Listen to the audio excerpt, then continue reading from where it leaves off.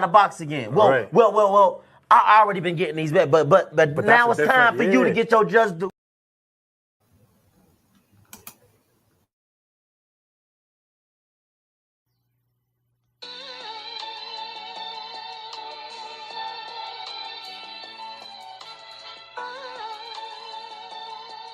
Yeah, you know the deal. We back again.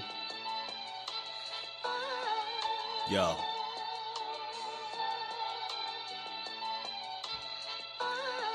A round of applause for Jersey's finest. A lot of content creators not worthy, but they minus. They get offended and start singing like the whiners. Talking like they tough, but it's only screaming and whining. My homie Just Stu is the cat you don't come to. Your squad get run through. By the time you come to, you duck food. You suckers talk tough on the internet, revealing all your threats. Now we got you trapped in the net. Just Stu be on this grind, y'all better hustle up. You deadlifted 90 pounds, we doing muscle ups. There's really no comparison. His voice sound like a derringer. Throwing a towel, it's just embarrassing. My dog Just very philosophical and psychological, and he mixed it all with good boxing news. These YouTubers feel like Bishop, I guess they got the juice, but it's lonely at the top to Just to feel like child abuse. Be respectful, he don't want to talk wild and loose. If you can't relate, you get dismissed like a mild dispute. These weird cats will tell lies that they hide the truth. Why beyond views? You lose your life when you collide with dude. It's Just Do Boxing. All you cowards quit jocking. Kirk is official with no other options. Yeah, yo.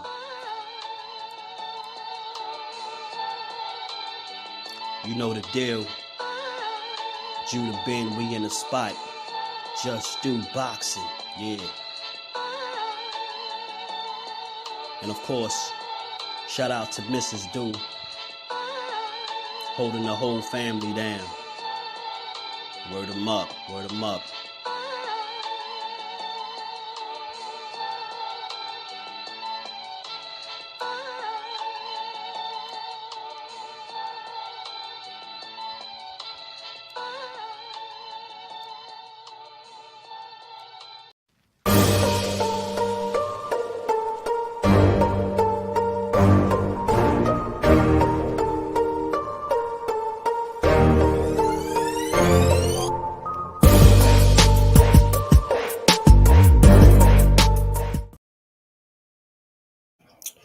What up, what up, what's good? Salute to the family. We back again on this good Tuesday. Back to Get Boxing is Just Do. Y'all already know we're going to take over the airwaves for a little bit. You know how y'all feeling. Salute to everybody, man. Hope everybody feeling good, nice and healthy, man. I'm almost back to myself. My voice still a little off, but we are good. What's good with y'all? You already know. Catch this on the playback, man. Smash the like button, man. Make sure you smash the like button. Let's get the lights up. It is free. It costs you nothing. Smash the like button, man. We gonna get into it, man. We gonna build for a little bit, you know. On this good Tuesday, let me say what's good to the family. My guy Lonnie Lee, JBT in the building. What's good, bro? How you feeling? First one to hit the like. Appreciate you. Miss Joette, what's going on, Queen? How you feeling? Appreciate you stopping through. Opulent LDTV, blessings, family. How you feeling? Ace, all love, family. How you feeling? Crush the Legend in the building. What's good, bro?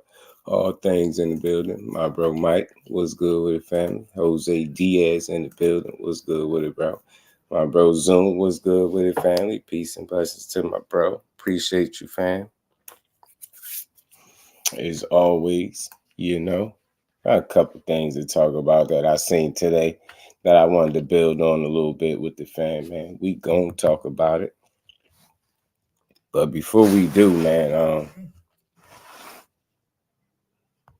there's something else I wanted to talk about that I don't have in my title that I wanted to talk about for a little bit too, man.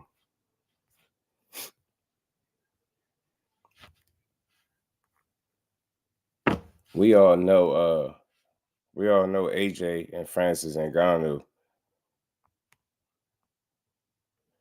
They got a fight coming up, man, and I was doing some reading, man. I see A Dante's boxing talk. What's good with it, bro? How you feeling? What's good, bro? Say Floyd dad is Bill Haney Jr. talking crazy. Hey, I'm telling you, he be going crazy. Ashley's corner, what's good, cuz? How you feeling? We're gonna talk about that for sure. But I had to bring this up because now look, I respect all men that step into that ring, all everybody that go in there and put their life on the line for our entertainment and all that type of stuff, right? I respect all these dudes, man. But when I'm doing some reading, seeing that AJ says that Francis Ngannou is gonna be the toughest challenge of his life. And like I don't know how to feel about that. Like on one end, at least we could say you probably won't overlook this guy, right? On one end, we could say that, like more than likely you ain't gonna do what Tyson Fury did and halfway prepare for a guy because he likes the experience.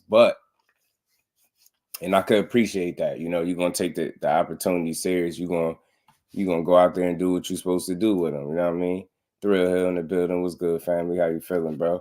And I'm with that. That's cool. But on the other hand, what you saying that this is gonna be the toughest challenge of your life is I don't know if that kind of concerns me just a bit, because this dude is 0-1 in boxing.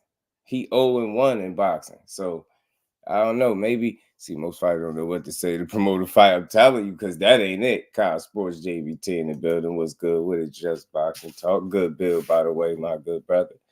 But yeah, so because I thought about that too. I considered that. Like, is he trying to just say something to kind of promote the fight, get people talking? Because if so, it worked because I'm here talking about it, right? But at the same time, it makes me think that a part of him really feels this way. And I'm like, really? Like, you get what I'm saying? I know all these challenges are tough. Every time you step in the ring, no matter who you in there with, it's a challenge, right? It's a chance that you can lose. But with this guy just being 0-1 in the sport of boxing and you being a former 2-time unified champion, like, you would think that there's some tougher challenges in the sport of boxing for you, man. That's all I'm saying. Like, I ain't saying Francis Ngannou ain't gonna look good and show a good account of himself and make it competitive. All those things could be true. But the fact that you feel like, a guy that's coming in, at least in the professional ranks at 0-1, with just one fight under his belt is your biggest, toughest challenge of your life is crazy to me. Creole the Traveler in the building. What's good, Creole? How you feeling, bro? Appreciate you stopping through. And that's just something I just wanted to bring up. Like, I seen that, and I always do my reading sometimes when I come here. And like Ash said, some fighters just don't know what to say to promote a fight. And that could be the case here. But, part of me just feel like, is he promoting, or is this is really what's in his heart? Do he really look across, from him and look at, Francis Ngannou and say, hey, man, look, this is going to be the toughest guy I've ever been in the ring with. You know what I mean? Salute to my guy, Mike. Pardon me if I miss my guy. Remote JBT in the building. Was good with it, bro. Salute to my guy, Mike. Francis gonna beat him. He hasn't even one boxing match. I'm telling you, one boxing match, man, Jose, and it's crazy. And it's AJ already feeling like this is gonna be the toughest challenge of his life. I'm like, sheesh, that's just something I just didn't expect him to say. Like, you get what I'm saying? So, I ain't trying to make a big deal out of it, but I just wonder, what that means in terms of where he feels he's at. Like, what does that say about, where he feels he fit in the heavyweight picture, if he feels like a guy that just entered boxing? You get what I'm trying to say? Is with one fight, and although some people thought he won, but I get why he didn't win the fight. The knockdown made it very impressive and all that good stuff, but I think realistically, I just thought it would be tougher challenges for AJ. I'm not knocking him. It's not nothing to drag him about, but I wonder what is his confidence level going into this fight as well. Like, you get what I'm saying? The toughest challenge, that means he gonna really take this serious and really do his best to prepare. And that's just what you want to see. But he got to kind of right the ship that Fury, is a sinking ship that Fury done poke holes in, man. You got boxing looking crazy. You know what I mean? Jose said AJ is over. George Smith, salute. Appreciate you in the super chat, bro. Or he said, who Tank beat that makes you believe he can beat Del Santos? So just in the chat.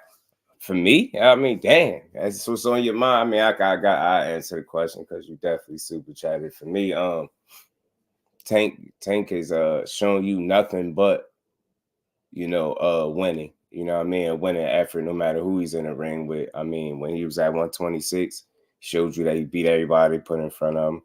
We seen it at 130, beat everybody put in front of him, including, snatching his first championship there. We know the work he put in at 35. You've seen him jump up and beat a Mario Barrios. And a lot of these dudes were undefeated guys and at the top of their game, right? So I have nothing to believe, no doubt in my mind, that Tank can figure out a way to beat De Los Santos. And keep in mind, Jordan, keep in mind, because it'll be a good fight. De Los Santos will make a good fight for anybody, right? Let's not make no mistakes about it. Win, lose, or draw, but let's not forget. He do got one lone defeat on his record, and it was a legit loss in which he kind of fizzled down the stretch of the fight, and he lost because of it, right? So William Foster, just think about that. Do you got a guy like William Foster beating the Tank Davis? So just think about that. They had a fight in which that guy figured out how to beat De Los Santos, right? And a lot of people don't talk about him. And more recently, he got destroyed in his most recent fight. So just think about that. Like you get what I'm saying? So De Los Santos, the book is out. He can be beat to this point. You haven't seen anybody figure out the puzzle that is Tank Davis, right? So, but anybody can win on any given night. But I would have to favor Tank Davis in the fight against De Los Santos. And we ain't never got to box again. Well, right. well. I already been getting these bets, but now it's time for you to get your just due. Much love, Jordan. Appreciate you, fam. Samuel in the building. What's good with it, family?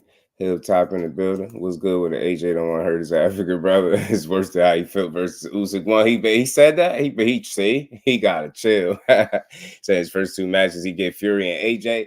You get what I'm saying? Like, first two matches, Hilltop, he just jumped the line like hell. And then Pete, on top of this, Hilltop, the implications as that if he wins, he's able to fight the winner of Fury and Usyk. They saying for undisputed. You tell me that's boxing for real? That's how it go? You get what I'm saying? GM in the building. What's good, family? How you feeling, bro? I mean, damn. Like, what's going on, man? You get what I'm saying? Come on now, it's well De Los Santos going to the shadow realm with that fight. I'm telling you, man, he real. William Foster, right? Last fight too, he got trashed because of, Cal Cooler, blessings family. What's good with it? How you feeling? Roger, what's good with it, bro? What's good? He said that's wild. I know it's wild, right? Hilltop, he just skipped the line like hell. So I'm like, Aunt McQueen in the building, the professor. What's good with it, man? I'm waiting to see who top rank matches Henry LeBron up with next after he beat William Foster. Yeah, I like Henry LeBron, Samuel. I like Henry LeBron. I do. He's a good fighter. Good fighter for sure. Entertaining fighter, man. He beat Foster handily. That surprised me. I didn't think he was gonna beat him that easy. He beat him convincingly. Enthusiasm from Schofield, but he needed at least 3 more years worth of experience before he could beat Shakur. Yeah, I like it too. We definitely gonna talk about that. I got the clip, and again, with me, it's always a conversation because I like Floyd Schofield, Kid Austin, and I don't mind his pops. Like I always say this: if I got a father in boxing and he ain't confident in me the way Floyd Schofield Sr. is, I don't want him around. You get what I'm saying? So I definitely don't mind the confidence. It's just a interesting conversation for sure that we're gonna get into.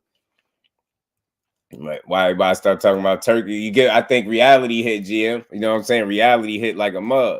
Aisha, peace and blessings to the queen. How you feeling today? Just do you seen the Twitter post? Which one, man? Yeah, Schofield ain't ready.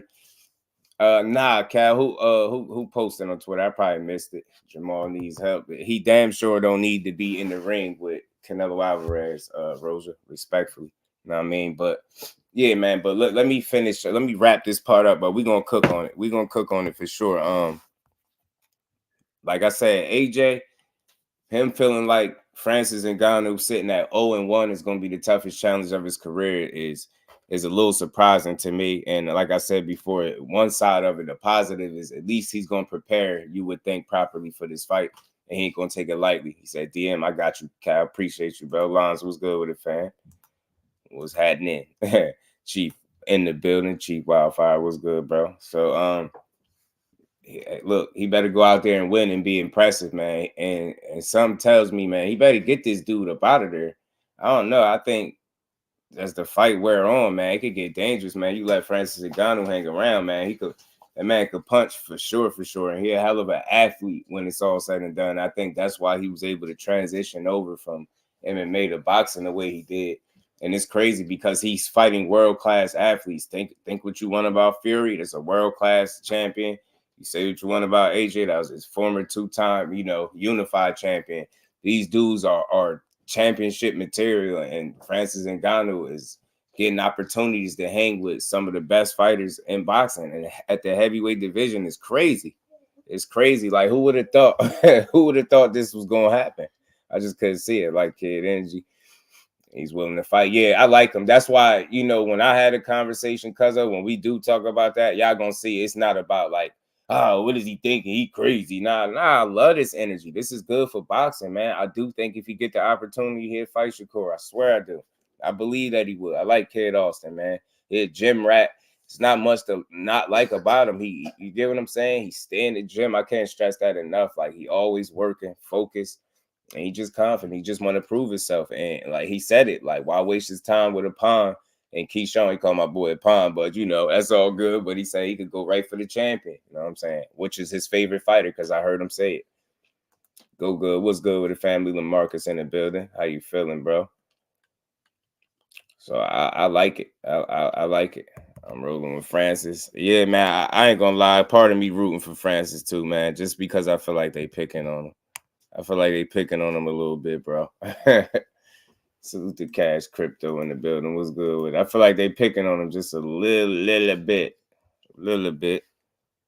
Oh, I bet, man. That junk ain't pop up. Y'all make sure y'all punch the like button for me.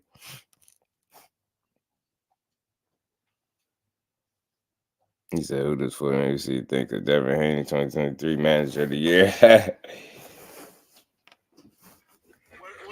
going on with Devin Haney? You still working with Devin Haney? No. Yeah. They call him back again. They do people like this. They can't do me that. Good man in boxing, you got a lot of whores. What they do, they leave you and go somewhere else, and leave them and go somewhere else. So that means that, hey, you're a damn whore, you go all around the damn world. Shit. Ooh. Oh, wow. Damn, salute to my brother Kyle Cooler. Damn. That was Floyd Sr. talking about Devin Haney. Damn, I thought they were still cool. I would have never expected that, because he praised the hell out of Dad early on. You know what I mean? Barbara D, peace and blessings. Queen, how you feeling today? Salute to my guy. Go good, man. Glad you're chilling, man. Better not root for Francis. That's bad for boxing. You know what? But you know what, GM, though? But look at it this way. A former two-time unified heavyweight champion picking on an 0-1 former MMA fighter fresh off a loss is bad for boxing in a sense. Like, why is he even entertaining it? Because he already run the risk of giving that dude the opportunity to beat you. Because one thing we know about Francis is not a fight that he gonna be in that he's not gonna try to win. You get what I'm saying? That was good with it, fam. How you feeling? I mean, Mike Tyson 2024 Coach of the Year. Yeah, I seen Jamal begging. Oh, yeah, I seen. I ain't like it, 10K. Salute to you, bro. Mr. M Pride in the building. How you feeling, man? Fam, 12 threes in the building. What's good with it? But yeah, man. So, but I get you. You want to see boxing win, and I just felt like it's a more productive way to go about it than having to entertain a fight with the MMA guys, especially fresh off a loss. I get that he ain't look bad in the loss, but still, it's like, come on, dude. Like, and you out here talking about this gonna be the toughest challenge of your life? Yeah, what? And Usyk might have something different to say about that. You know what I'm saying? Alexander Usyk might have something different to say about that. I mean, I will say if Keyshawn wants to fight, Kid Austin better take it.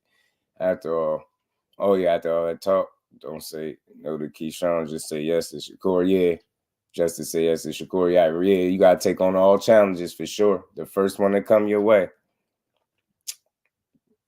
Somebody said today's heavyweights are not in shape, and Francis is always in shape. He can punch, which gives him a viable chance against most heavyweights. I understand that, Samuel. Some people don't be in the shape that they should be in, and to be the heavyweight, some of them. But the top tier, like that's one thing you ain't got to worry about with AJ. He might don't have the kind of gas tank that some have, but you know, as far as being in shape, he definitely going to take care of that. And but you're right, because look, case in point, bro, Samuel, look, Fury got caught like that. Said couldn't head. Brain food was good with it, fam. How you feeling? He said, who said what? He said he couldn't understand him. Oh, you talking about y'all talking about the video I just played? Oh, all right, you couldn't understand him. All right, bet. All right, they asked him, so that was I think that was Punch Drunk asking him. He was asking Floyd Sr., is he still working with Devin Haney? And he said, nah. And he was like, you know, they do people like that, but they can't do me like that. Like basically saying, I guess they did him dirty. Say you go from one person to the next person, then you leave them, go to the next person. He said in boxing, you got boxing whores. And he said, man, you're a whore. If you'll do this, you'll leave anybody. Basically, he said he ain't rocking with Haney, you know, no more. The way they did him, like just left him. You know what I'm saying? And he was vouching for him, rocking with him heavily. So, you know what I mean? But I guess they wasn't contractually obligated or bonded to deal with nobody, so they was free to move around. But, you know what I mean? Y'all want to hear it again? I got y'all, man. Y'all make sure y'all smash the like button. I got you. Salute to Barbara D. Appreciate you, Queen. Baby boy is getting much better, man. He back, lungs full of noise. But he back, fight game in the building. What's good, family? How you feeling? I'm going to play this one more time for y'all. My bad. See if y'all can make sure y'all hear it again.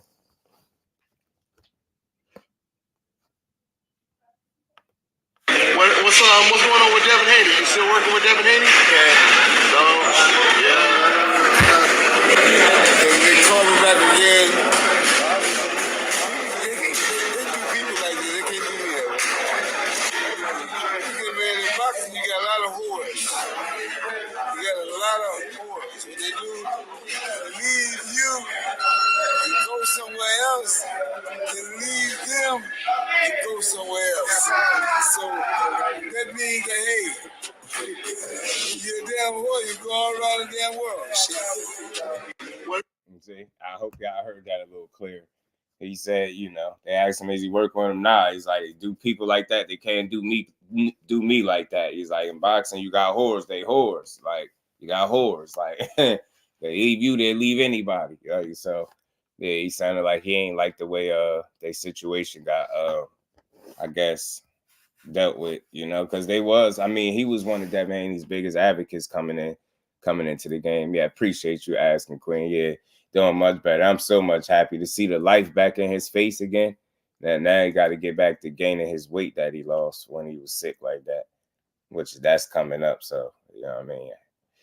But appreciate you. Hilltop salute to you, bro. He said, could you imagine if he beats AJ and Usyk undisputed? How that'd be? Yo, I'm telling you, talking about bad for boxing, bro. I want to spaz. And we ain't never got to box again. Well, right. well. I already been getting these bets, but now it's time for you to get your just due.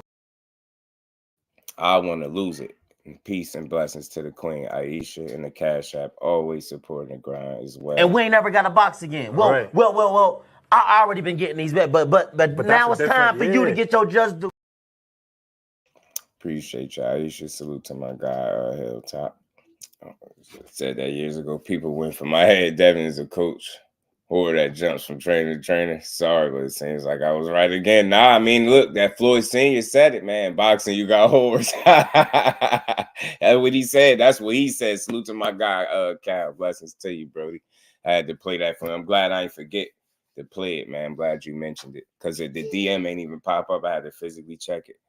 Ain't no paperwork, grown man gonna find the best opportunity. Nah, that's true though. Because look, look, all things real, brain food, like it's always more than one way to look at things. I laugh at it. I laugh at Floyd Sr. reaction. That's funny, you know, because he OG funny. Like he go off about everything. You got whores. Like it's funny, but at the end of the day, is he wrong for what he did? Nah, they ain't wrong. Look. The thing that he's calling them a whore about is I have a different perspective on that. The way I look at it, and I get it. Like it's more than one way to look at it. For me, I think that's part of what makes the young man who he is, like his willingness to go search and work and be willing to work with a multitude of high level guys and like kind of take different things from him. I honestly think that can be beneficial if you look at it that way. Now look at it. Now look from a trainer standpoint. From a trainer standpoint, I could understand the trainer feeling that way, right? I can understand the trainer feeling. Think about it. Put yourself in his shoes. As the trainer, you feel like that's your guy. He'll feel like a little salty about it, right?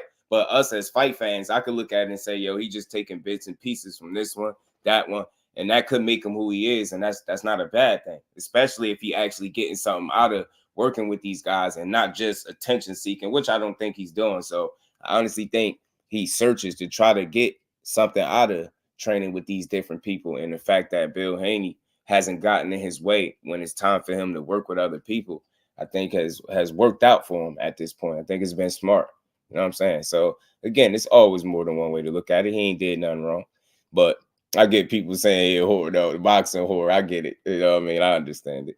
The people that don't ride and they find their own way was gangster. Yeah, it is. It is. It is. But you get what I'm saying. I think Brain Food, I think he might have been talking from a loyalty standpoint. But like you said, bro, like y'all mentioned, the papers ain't there, then you got an opportunity to go where you want. And McQueen take a piece from everywhere. Yeah, that's what he did. Alden in the building was good, bro. Consolidated, put it all together and sharpen your sword. Ain't nothing wrong with that. Like Bullet.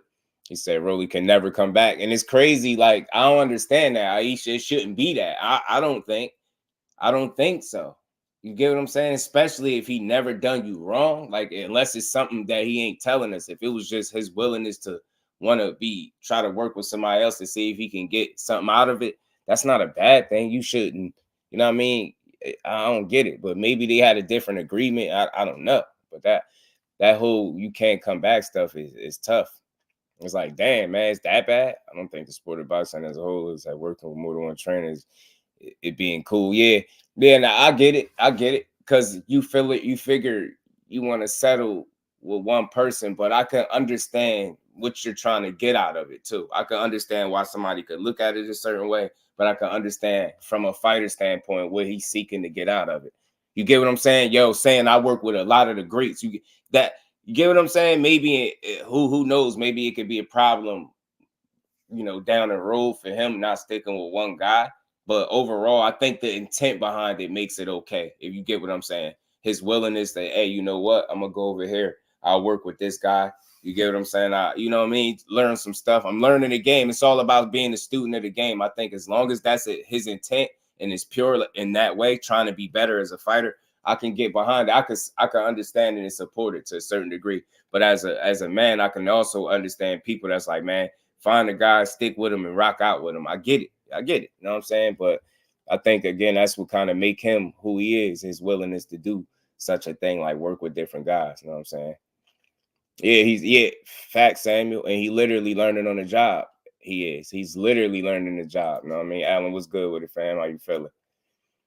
Said it would be right for him to go work with all the great trainers. It'll only be right. I mean, look, I get it on both ends, but for me overall, I can see the benefit before I can see a problem with it, right? I can see a benefit, like you just being willing. Let me work surround it. Look at it from this standpoint, right? I ain't trying to change nobody's mind, but I'm just giving you something to think about.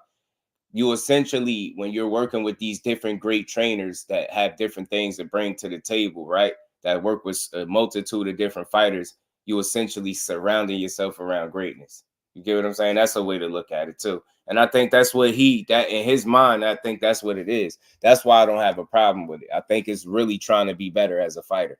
And maybe for him, he feels like that gives him the best chance, working with a number of different guys and learning the game from a multitude of greats, as opposed to just one person. And as long as he got his father along the way. Just notice something, y'all. And this is just my thoughts. I could be wrong. Notice something. His father is with him every step of the way when he's going to work with these guys. So I think his father is one that's learning on the job, but those experiences not only serve a purpose for Devin, but possibly for Bill Haney as well, for him to pick up things from people that have been doing it a lot longer than he have, right? You get what I'm saying? I think it's like a package deal. I think at the very core of it all, they can get something out of it as a team. You get what I'm saying? I think both guys stand to learn from his son working with a number of different great guys. You get what I'm saying? And maybe that's just me, but that's I could kind of pull that from that. You get what I'm saying? You know, Shelton was good with it, bro. Bullet was deep in his feelings. Talk about Rolly. Yeah, he was salty. They were all over the world. Yeah, man. He did, Creole. He was going there a little bit. And Floyd Sr. don't pull no punches. Fate was good with it, bro. He said Bullet not even good of a trainer. You talk about name one champion he made complete or a good solid contender. Yeah, Bullet sounded, he sounded like, it came across as like arrogance in a way. Like, you get what I'm saying? For you not to want your guy to work with anybody else, like at all. Like, I don't understand that. If I had more hands on him than that, yeah. As a true. And he worked with a lot of people, man. And hopefully it serves him well. You know, so far, so good. But I think that's what the intent was, like to try to essentially surround yourself around different versions of greatness, right? And I can see that. I mean, I can see that. But Bill learned from Beehive. Hey, GM, not to go in that bathroom. That's what he learned, GM, not to go in that damn bathroom, Brody. That's what he learned. Don't go in that damn bathroom, Brody. Don't go in that bathroom. It's a twat. It's a twat, damn it. It's a twat. Bev said, did Rolly have a new trainer? Did somebody say Ishmael Salas? I'm not for sure. I have to double check that, but yeah, he got a new trainer. Joshua Cabrera in the building. What's good, family? How you feeling, bro? I got a couple videos of El Cabrera sparring Schofield. Yeah, man.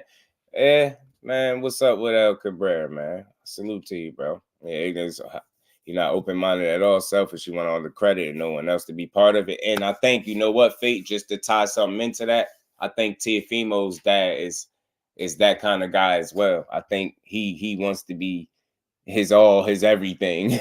He want to be his all, his everything. He don't want nobody else coming close and getting their hand on his son. He want hands all over it, bro. To get down where you mad. Oh yeah, to get down where you mad at.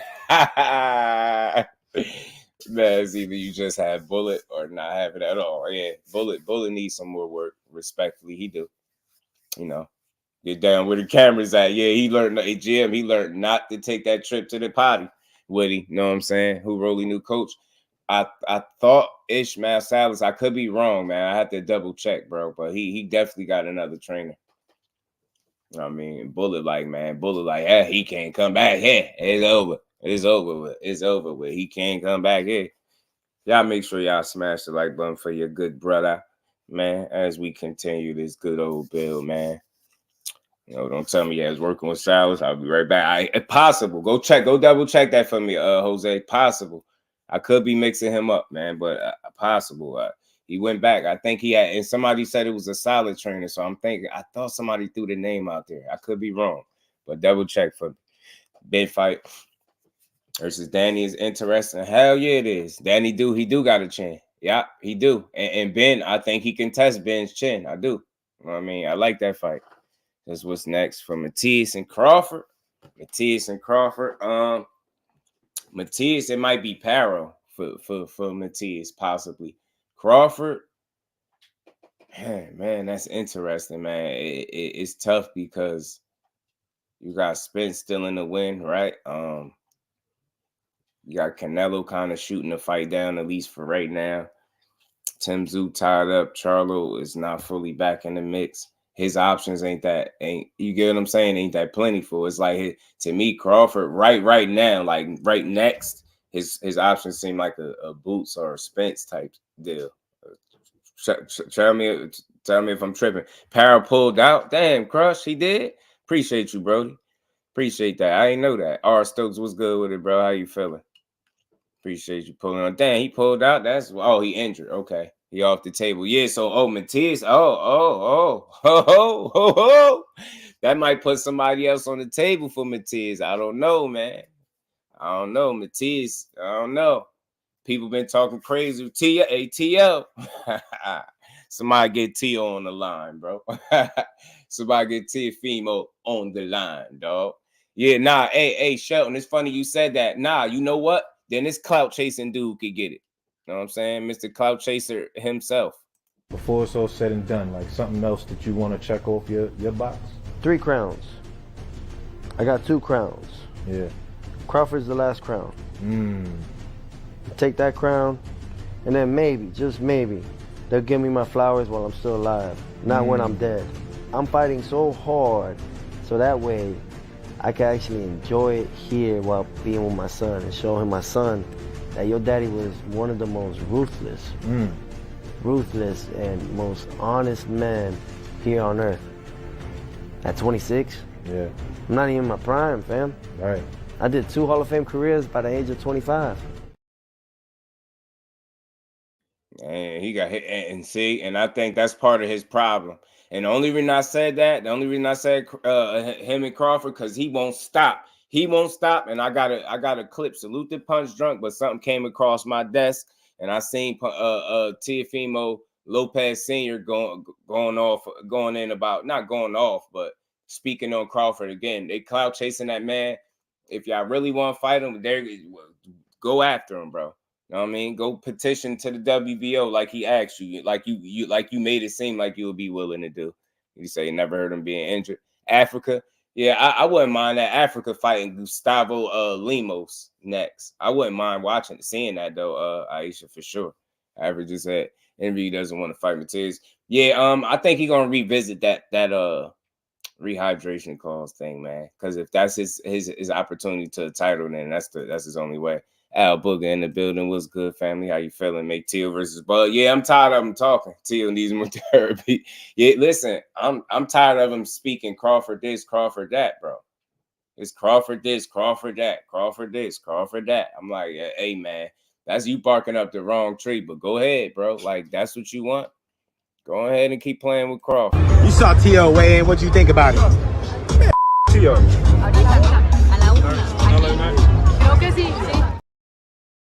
That's what Crawford feel about all of this. Crawford ain't got no time to be out there playing with him, dad. But T.O. telling you, T.O., you better go bark up another tree. Jermaine Ortiz had you looking like everything Sandor Martin had you looking like. The only difference is, the only thing missing from that Jermaine Ortiz performance with T.O. is him being caught on camera asking, do he still got it? That's the only thing that was missing. Other than that, that performance against Jermaine Ortiz was very reminiscent, minus a knockdown. You didn't get knocked down, minus a knockdown, but it was very reminiscent of the fight against Sandor Martin. You didn't look good. He had you all balanced all night. You couldn't get your offense on track consistently at any point into the fight. And all you did was complain about him running. And anytime a guy complain about somebody running, just know he didn't cut the ring off at all, bro. Zeus said he won Bud, and he don't got to use his super champion mandatory either. That'd be a good one. I like it. You know what I mean? But Zoo better not be looking over Thurman like that. He gonna look over Keith. Keith gonna revisit the Fountain of Youth on Tim Zoo. Upper echelon, my guy. What's good, bro? How you feeling? Andy Cruz versus Kid Austin. Kid calling out people on the zone, right? Operate on his helmet. Man, Andy Cruz is a hell of a boxer, man. He is a hell of a boxer, bro. Y'all in the 2 knockdowns, upper facts. Both only say they didn't want to fight for the same reason. Bud mentioned Canelo, Teal can mention Bud. Listen, I ain't mad at him, GM, but I wouldn't mind seeing him fight, though, right? Would you? I know you wouldn't mind seeing it. Clip is forever funny. Now I'm telling you, it is, Cal. Bud funny as hell, man. They get right to it, man. What you think about T.O.? I mean, Bud, they try here. Not top. You know what I'm saying? Bud wasn't trying here. None. You saw T.O. weigh in. What do you think about it? T.O. Bud tired of being clout chasing. Salute to my guy Cigar Talk, because he was the one that interviewed Teofimo when he was talking about Crawford got the last crown and all that other stuff. My thing is this: look, I'm not against no fights. I'm not. They're boxers. They're boxers. They're fighters. At the end of the day, they do this for a living. They get paid to do it. They're supposed to call each other out. I'm not against no fighter talking trash to another fighter. I'm not against no friendly banter or no competitive banter. You know what I mean? I'm not against nobody standing on business, talking their shit, none of that. But I wouldn't mind seeing it at this point. He got me looking at this fight. And on top of that, if y'all go look into the comments, you got people saying T.O. destroys Bud. You got people saying Teo will destroy Bud. You got people in this world, in this boxing space, in the boxing community that feels wholeheartedly that Teofimo will destroy Bud Crawford. And I say, man, if they feel like that, and he claimed he'd beat him, and you got Teo Sr. saying, you know, Bud Crawford is scared to lose to his son and all this type of stuff, and then go prove it. Go beat the man. If you can beat the man, beat the man. That's all I'm saying, man. Just go out there and dust him off. If he can't beat you, kick his ass. I mean, waste his time with that crazy. Yeah, Brave Fool. He like, man, you better get him out of here. Not gonna lie down Teo, but watch him come back with some crazy performance. It's possible, Fate, because you know how he do up and down, up and down. He do for a up performance again. He do for another up performance. Let's see if he can pull it off again. I don't doubt it, because he's a hell of a talent. Despite with Teo being an up and down guy, the only thing the biggest knock on Teofimo Lopez is the lack of consistency in terms of high level performances, right? Like since jumping to 140, he's had a steady up and down. It's been like a little seesaw. It's been a hell of a ride for him, a little bumpy. You know what I'm saying? So that's the biggest issue with Teofimo, to me, in my opinion, as a fighter. He got all the tools. He can. It's some areas where he definitely need to improve, but for the most part, he could be an elite fighter at the absolute best. On top of his game, he's an elite guy, and I think his biggest problem is putting together consistent performance after consistent performance. Like, that's what he need. You get what I'm saying? To get himself right.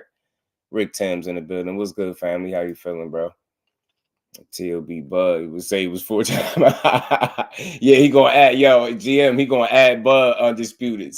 That's what that mean to him. If he beat Bud, that gonna make him 4-time, because Bud is a 2-time undisputed champion. If he beat him, you add them 2 on to that. Yeah, I could definitely hear him saying something like that, and he'd be dead serious too. I'm really a 4-time undisputed champion if you think about it. Bud Crawford was undisputed in 2 different weight classes, so I can hear him now, because he really believes he had 2 Hall of Fame careers. That, I think, is an issue in and of itself. Respect to Teofimo.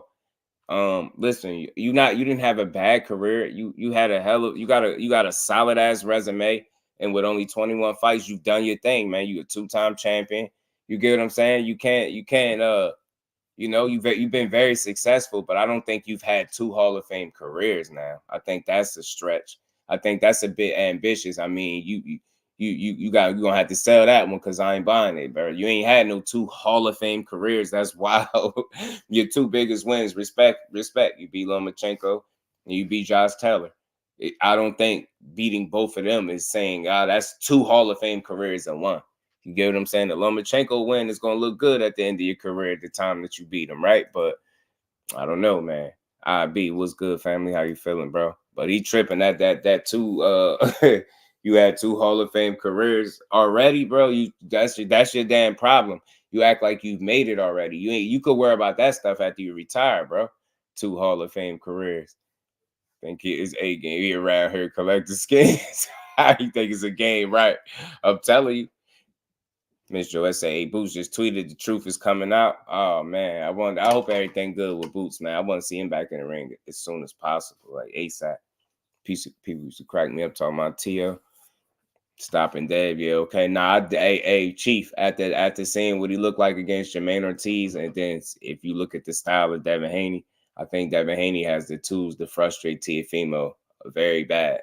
But I also think Teofimo do have, that puncher's chance, and he has the ability to box and make it interesting, right? Because Dev will take chances and make the fight interesting. He ain't gonna just be scary about it, right? So, but I just think stylistically, seeing how Jermaine Ortiz dealt with him, I think Dev would make it difficult for him too.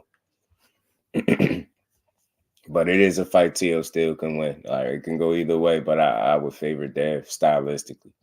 But if Teo was to happen, stops Teo in 5 minutes. Oh, but yeah, show man, he'll really do a number on Teo, bro. He think he was asking, do he still got it against Sandro Martin, man? Man, all right. Telling you, Bud Crawford ain't the tree to bark up. I keep saying that to him. He want to keep playing. He out here playing.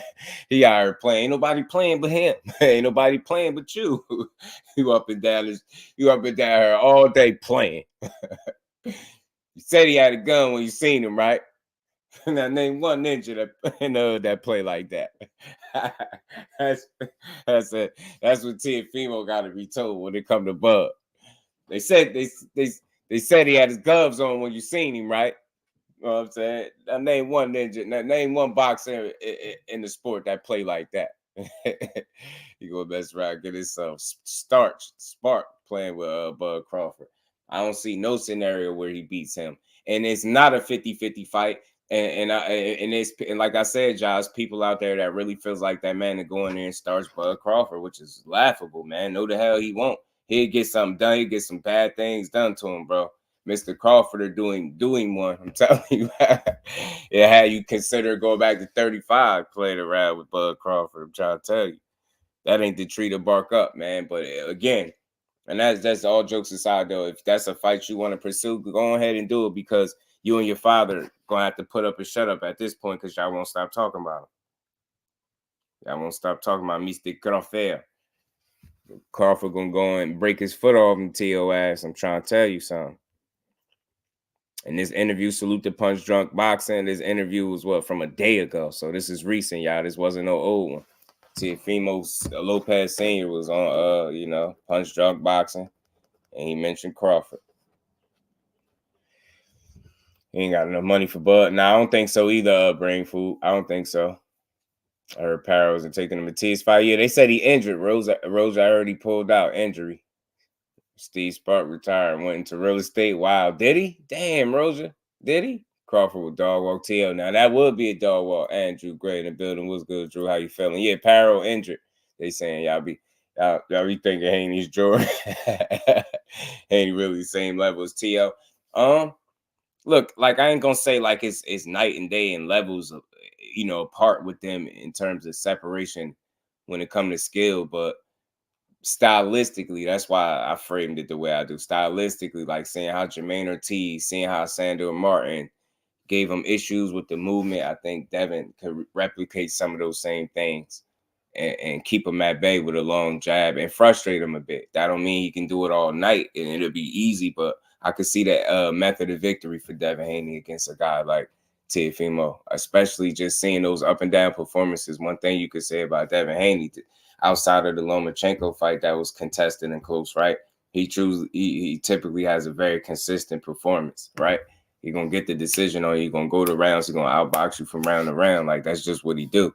And that's why I lean towards him in the fight, because of the discipline and his body of work is just a far more consistent than what T.O.'s is. T.O. be up and down. But some could argue and make the point that when Teofimo is in there with somebody that is on his level, that is somebody that you can get up for, he rises to the occasion. So some people believe that. So there's always that element. But I still stylistically, I see him being able to give Teofimo some fits. D Free was good with it, family. How you feeling? Who does Matchroom have for Matias? They had a few fights over there. Hitchens, Haney was in the mix. Damn, it was a few names, man. Regis Prograis. It was a few names on the table for him, bro. It's a few names on the table, fight game. If everything is stay the way it is, there's some names on the table for him. 6 top 4 pounds on Matchroom. He can get off the rip. 12. It's some people over there, bro. And he retired at 27. Salute to Steve Spark. He was a pretty solid fighter, too. Till needs to go and destroy Matias like he said he would. I ain't mad at that one either, Shelton. He said he the easiest. He said Matias is the easiest. He said Matias is soft and the easiest. That's what he said. That's what he said. And we all know the beautiful classic clip. He gotta want to fight after this. The really best 140 is here.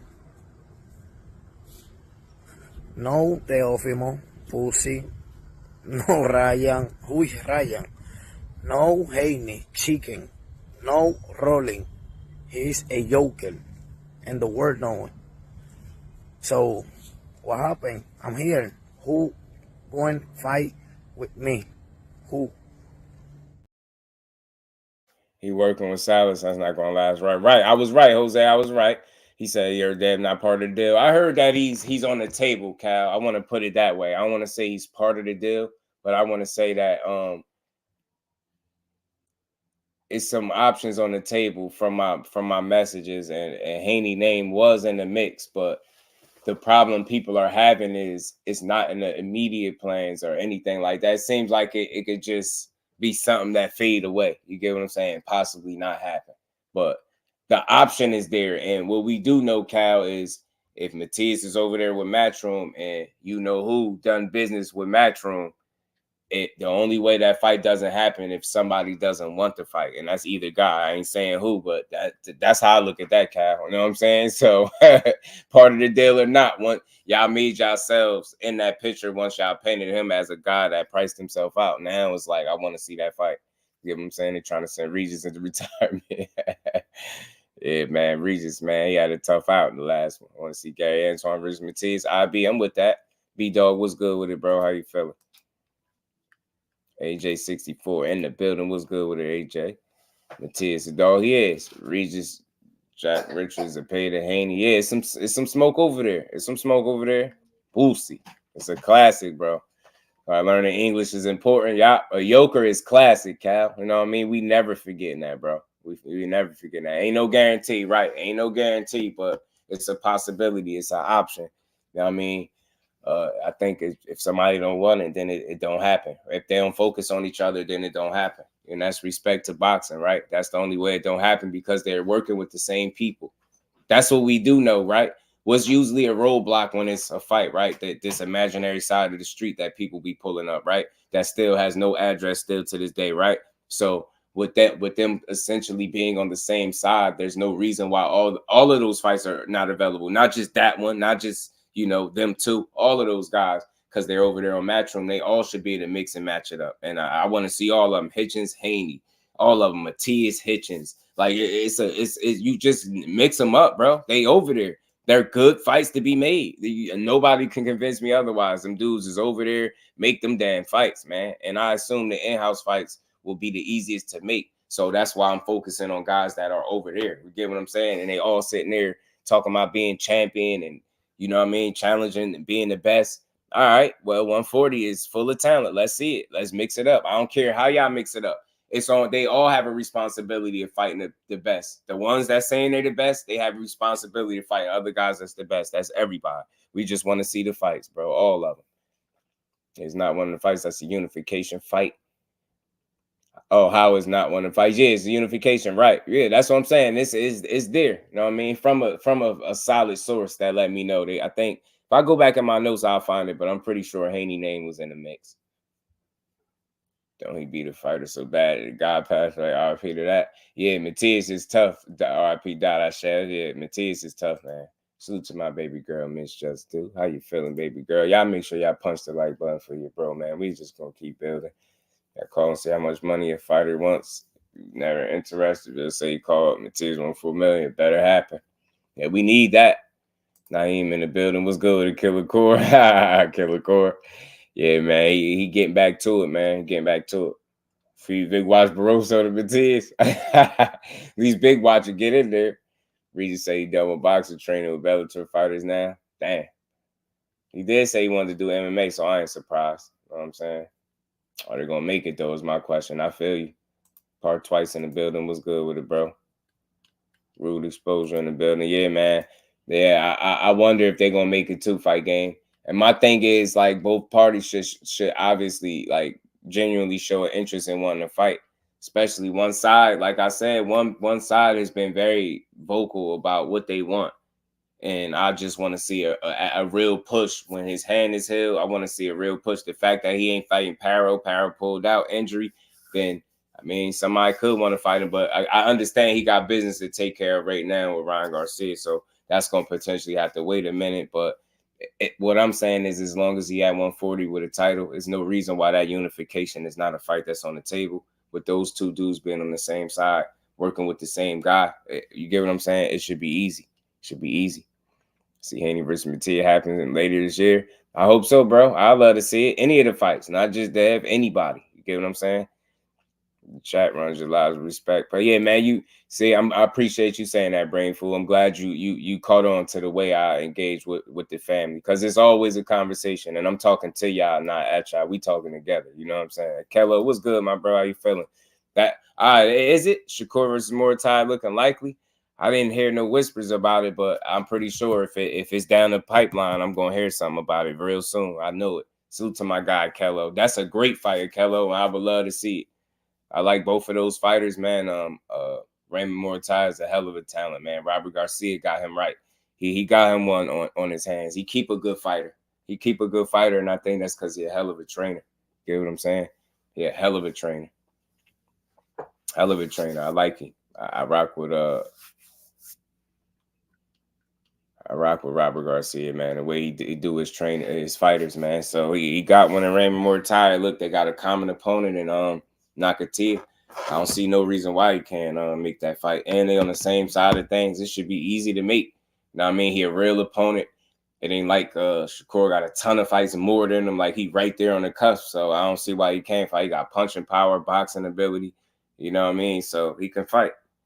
I mean, Duke and all around fight. Robert Garcia got him a well-trained fighter. But salute to everybody in the building. Y'all smash the like button, man. Let me play this real quick, and we gonna move on. This is Teofimo Sr.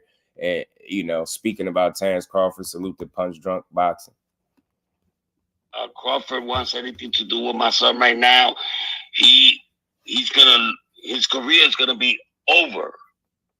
That's the way he feels. You know, my son destroying him.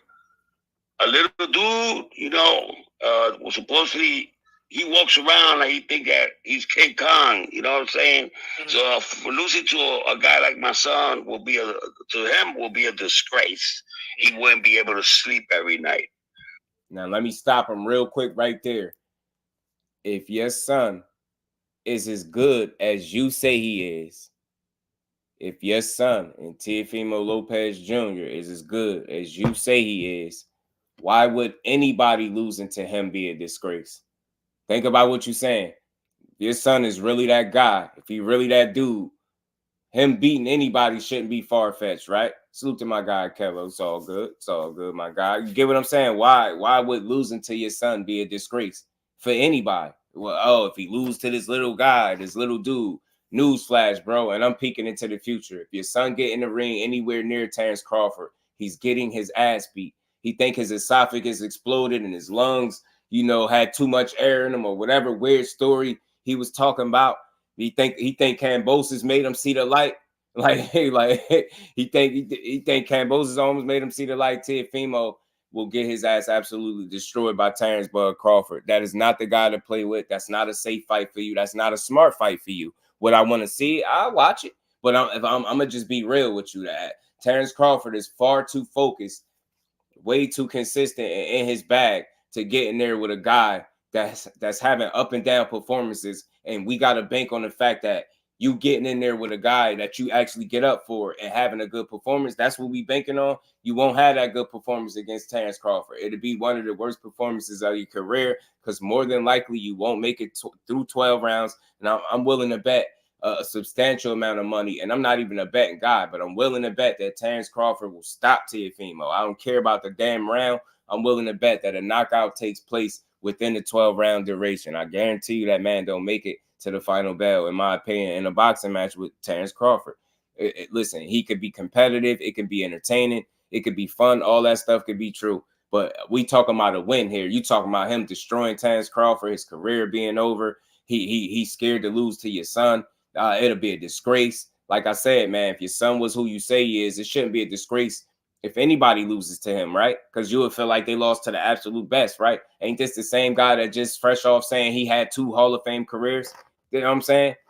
This the dude that said he had 2 Hall of Fame careers. Why would it be a disgrace to lose to a guy that essentially, or in his mind, had 2 Hall of Fame careers? I just don't understand sometimes, man. I think these dudes just be talking. Listen, it ain't nothing wrong with talking your stuff, but I just don't take them very serious. I think they trash talking. I think they barking up the wrong tree. If y'all really serious about dealing with Terence Crawford, won't you, like Punch Drunk asked Teofimo in a recent interview, you think about petitioning to the WBO to get Terence Crawford to fight you? You get what I'm saying? In which he said he never even thought about that, but it was a good idea. Well, won't you go ahead and do that if you're really serious about fighting him? That's all I'm saying, because this is clout chasing one-on-one if you're not trying to fight him.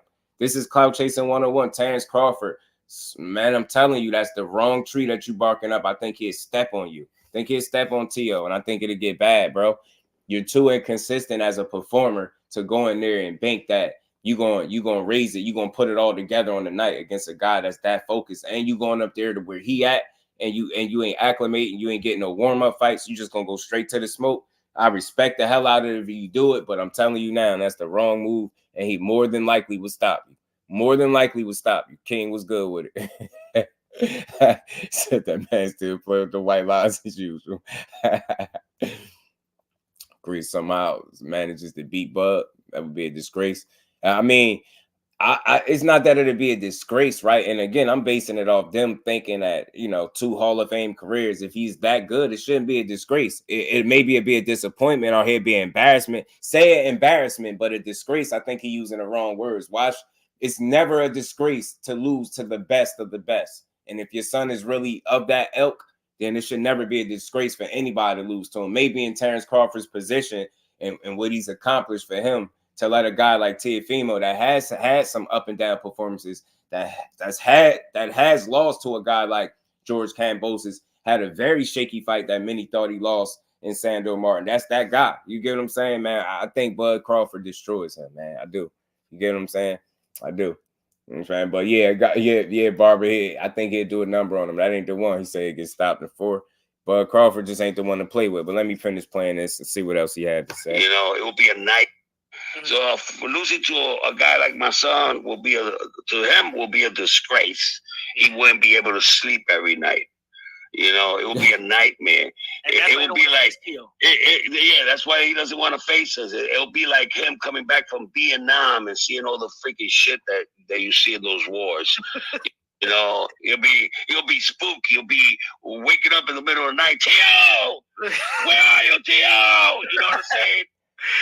This man basically saying Teo, he'll have PTSD after fighting Teo. Man, make the fight, man. Like, I know that y'all know how to sell it, and you're a promoter / trainer, father, all that stuff. Nah, you talking crazy.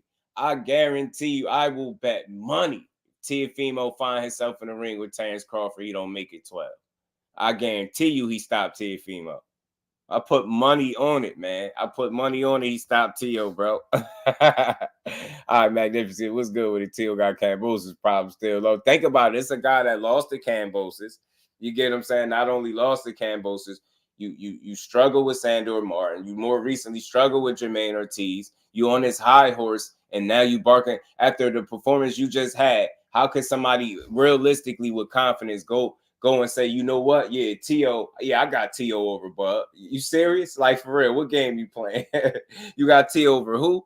I got Teo getting slapped by Bud. You playing with the wrong what? I'm telling you, playing with the wrong and right one at the same time.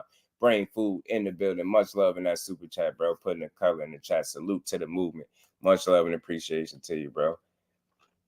Let me give my guy his just due, man. And we ain't never got a box again. Well. I already been getting these bet, but now it's time for you to get your just due.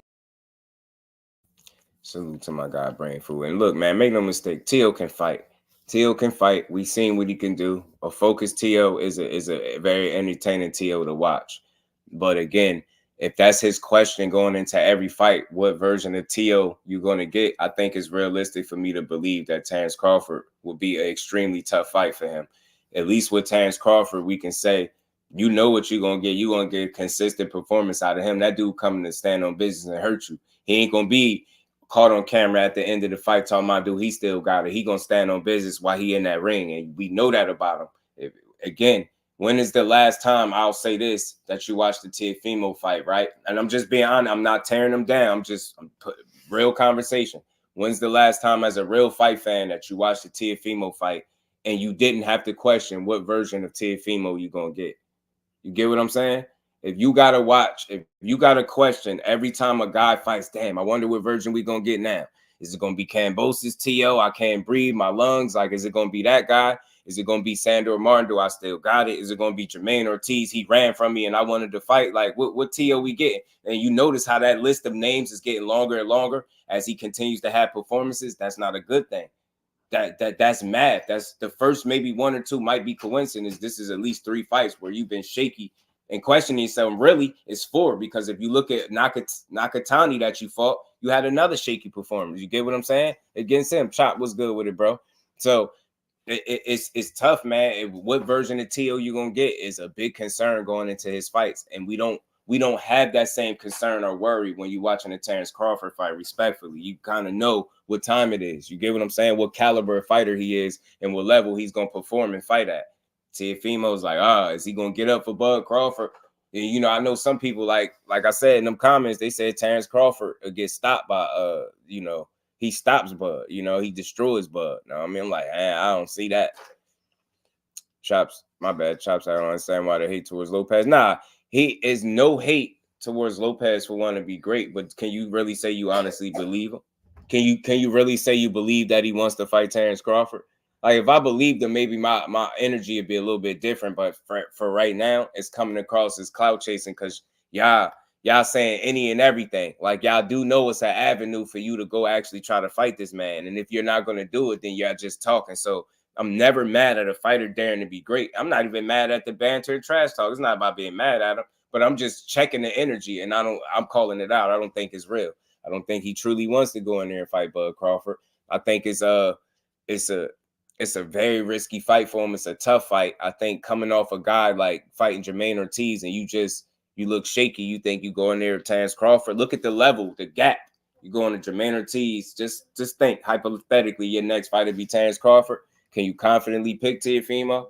And would I be against seeing it? Absolutely not. I'm a fight fan. I love it. If you want it, I want it for you too. But don't just clout chase that man's name and just keep doing it, you know, interview after interview, if you really don't have no intent on fighting them. Because we all about keeping the same energy. We hate clout chasing in boxing. I don't even like the word no more because it's been used so much. So I'll just say attention seeking, right? Like, is it any empty call out? I'll call it that. Start using different verbiage, man. That's an empty call out, because for one, for what we might know, he's still contractually obligated to deal with Earl Spence, right? And you know that. And then on top of that, he's at another weight class at 147. You know that as well. And then for third, that you was on there with Punch Drunk, and he asked you, would you be willing to petition to the WBO to get that fight? That's another avenue. So again, you have avenues and ways to go about getting that fight, but you also have things stopping you from realistically fighting them.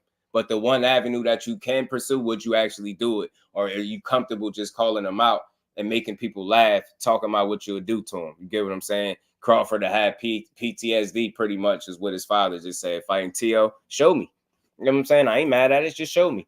I was hoping Camboza Tio didn't walk in the ring. Facts, Kyle. We was saying it, bro. Snoopy was good with it, bro. Tio's inconsistent, but his win.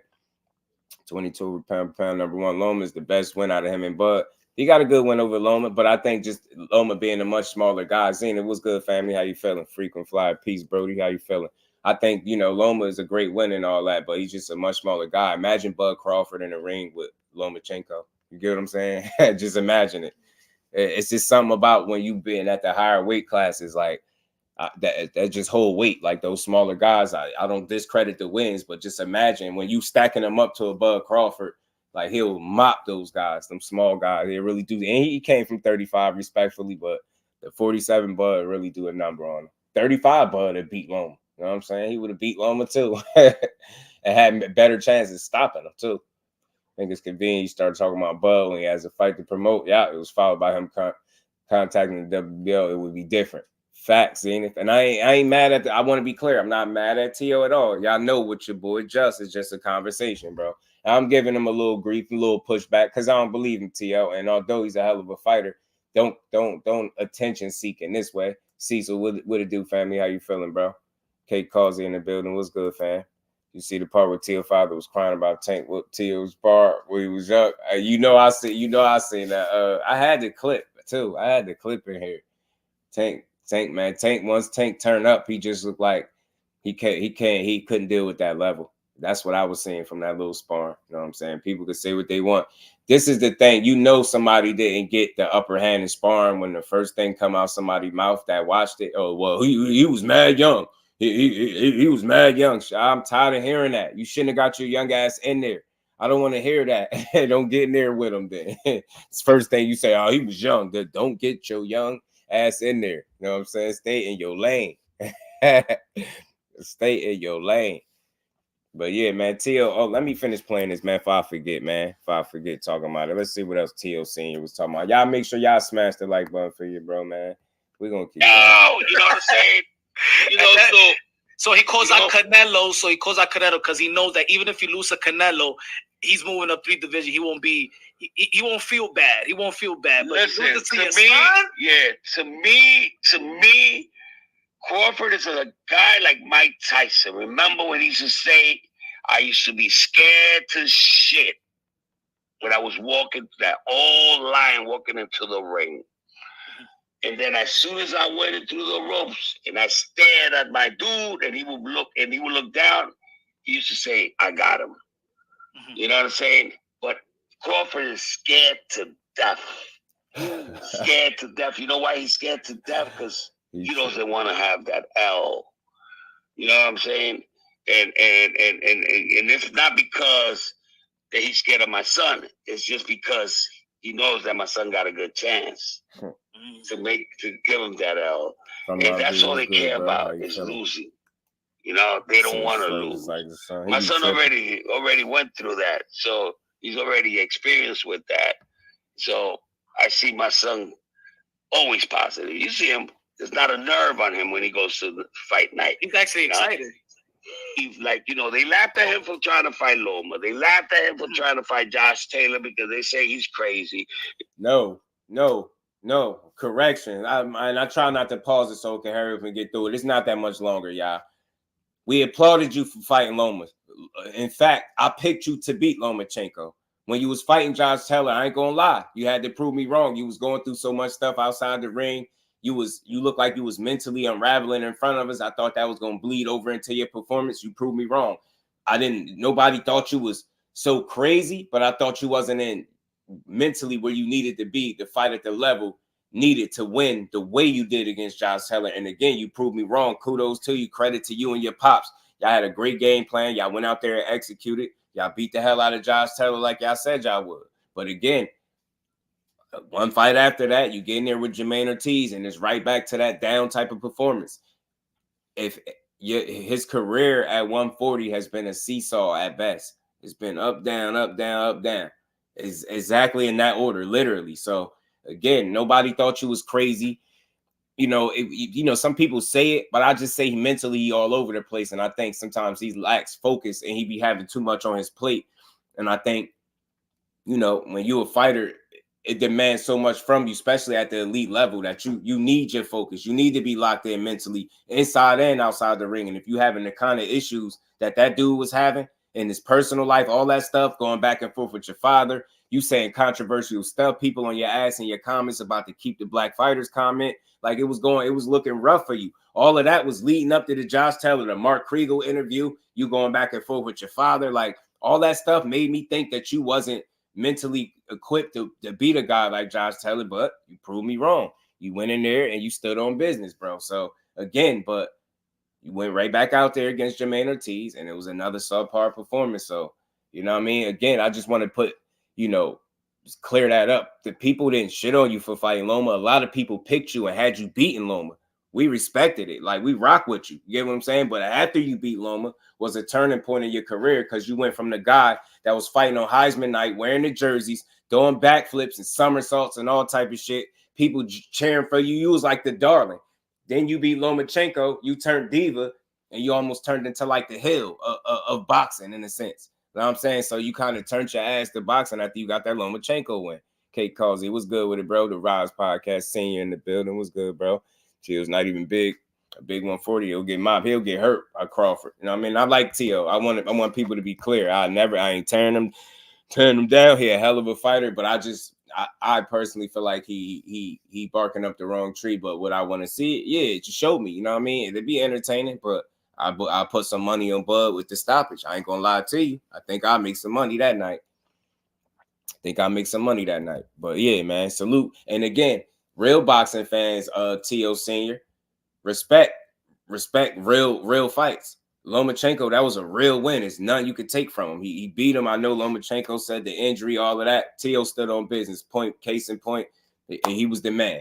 Then he jumped up there, got Josh Taylor. Those are the two biggest wins of his career. People respect that. We respect his resume and the work he put in. But again, I think he has a way of disconnecting with the fans with his energy and the things that come out of his mouth. I think he need to slow down. I think he got a lot on his plate. I think he be trying to do a lot of reading.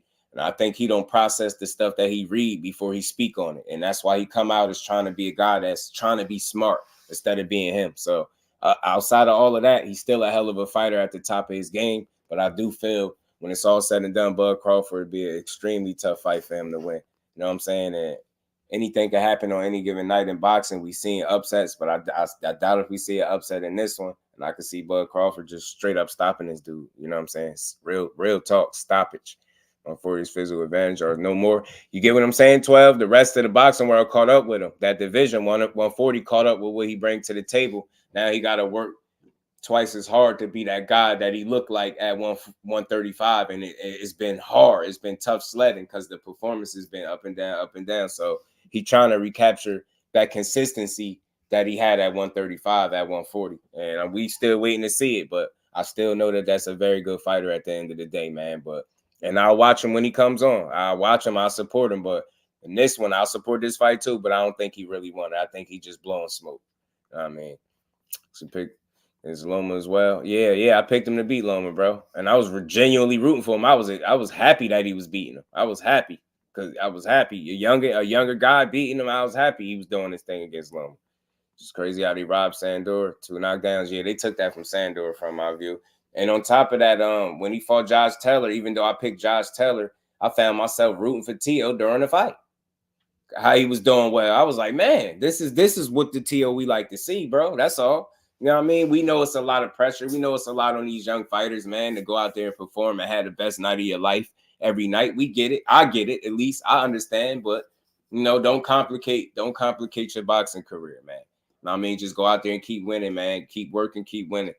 You know what I mean? Stop talking like you really believe that you had 2 Hall of Fame careers already. That's crazy to me. It's crazy talk. Well, let's play the rest of this, man. Let's get through this. You see, instead of fighting a guy that's less than him, he goes right to the top dogs. Mm-hmm. That's man. People should recognize him for that. He always tries to go for the top dog. Mm-hmm. He's in the game to take the top, the hardest fights, and no disrespect to Crawford, you know what I'm saying? He's trying to be big too. He's trying to make history. He wants to freaking go up 3 weight divisions to fight Canelo.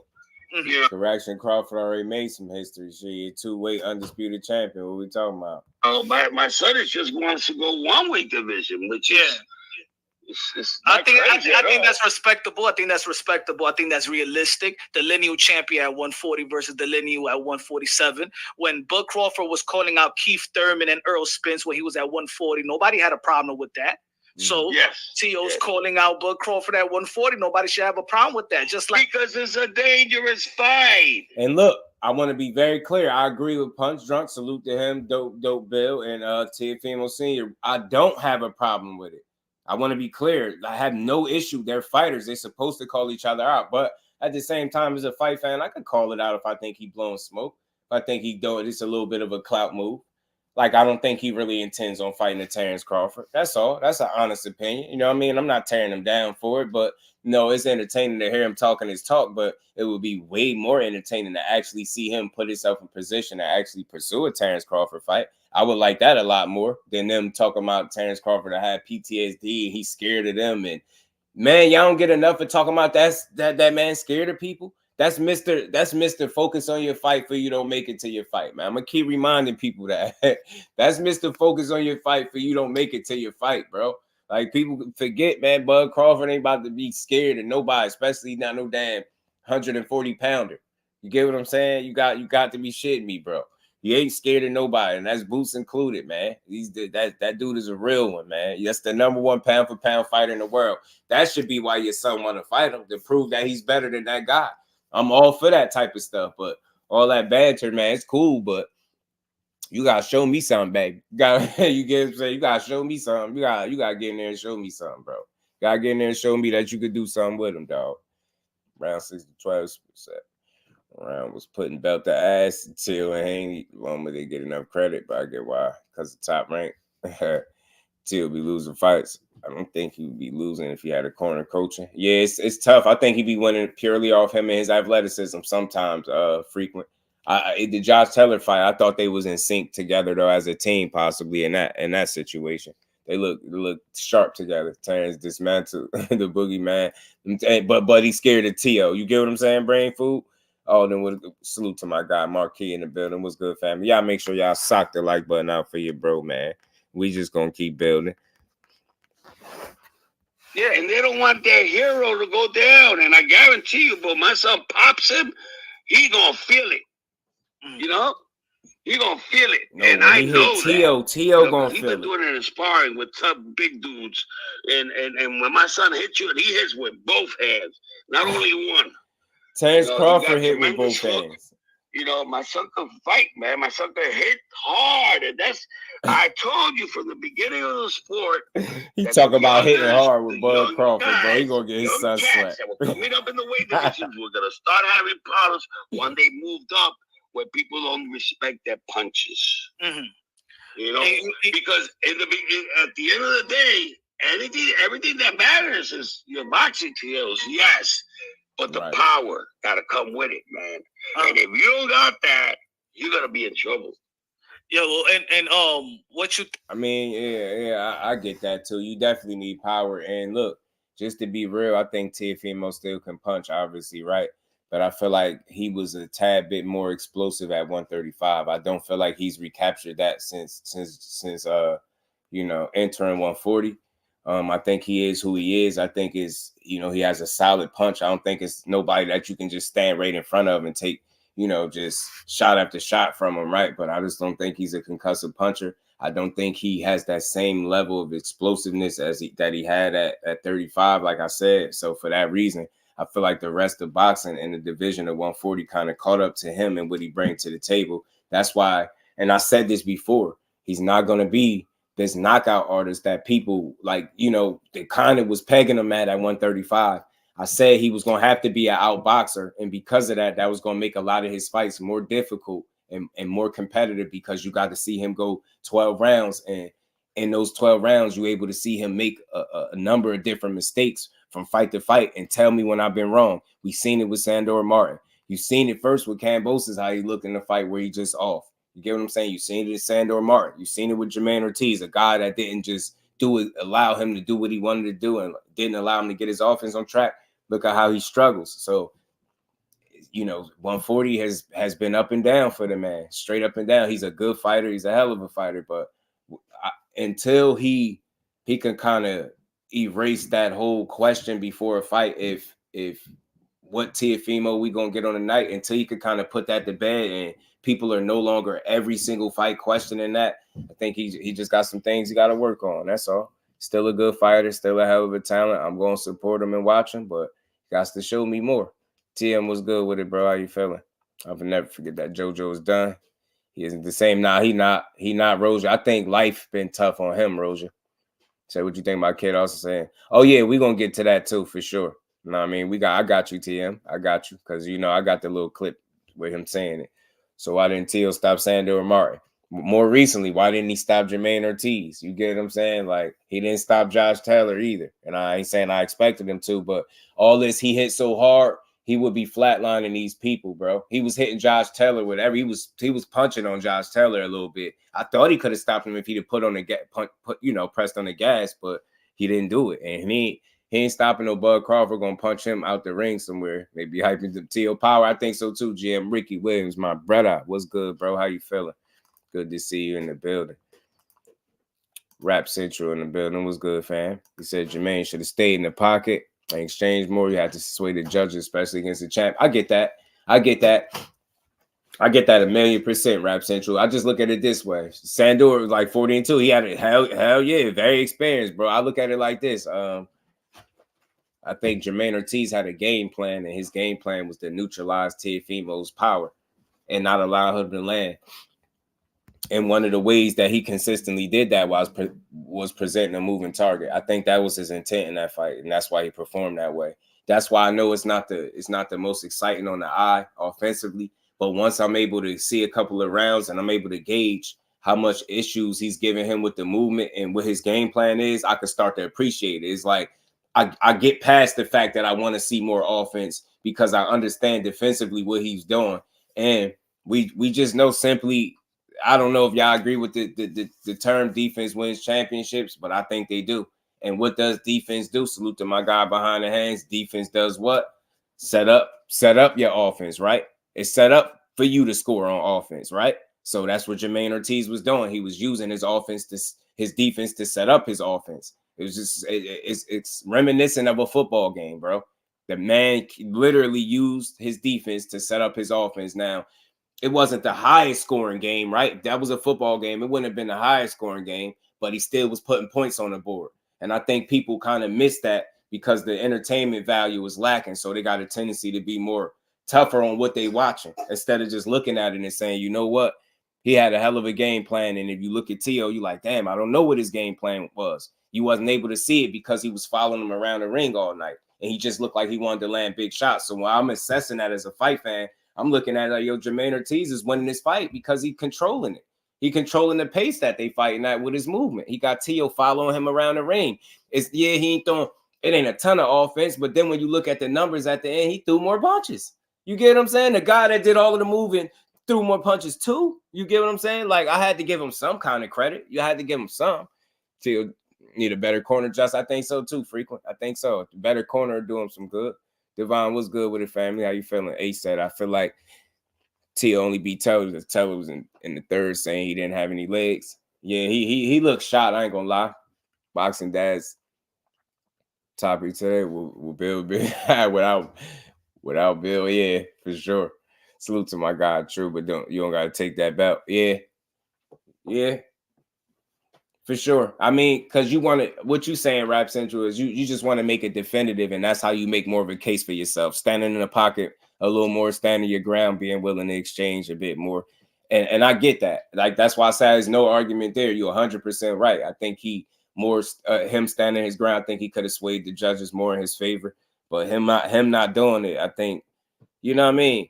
It was a method to his madness is what I seen, bro. Respectfully, like I me as a fight fan, I can get past the fact that it's not overly entertaining if I can feel like you have a plan. You get what I'm saying? And you executing it in this consistent movement, not being a stationary target. And again, when's the last fight that you seen Teofimo get that visibly frustrated that many times? Look how many times he got frustrated with the move. That means it's working. You get what I'm saying?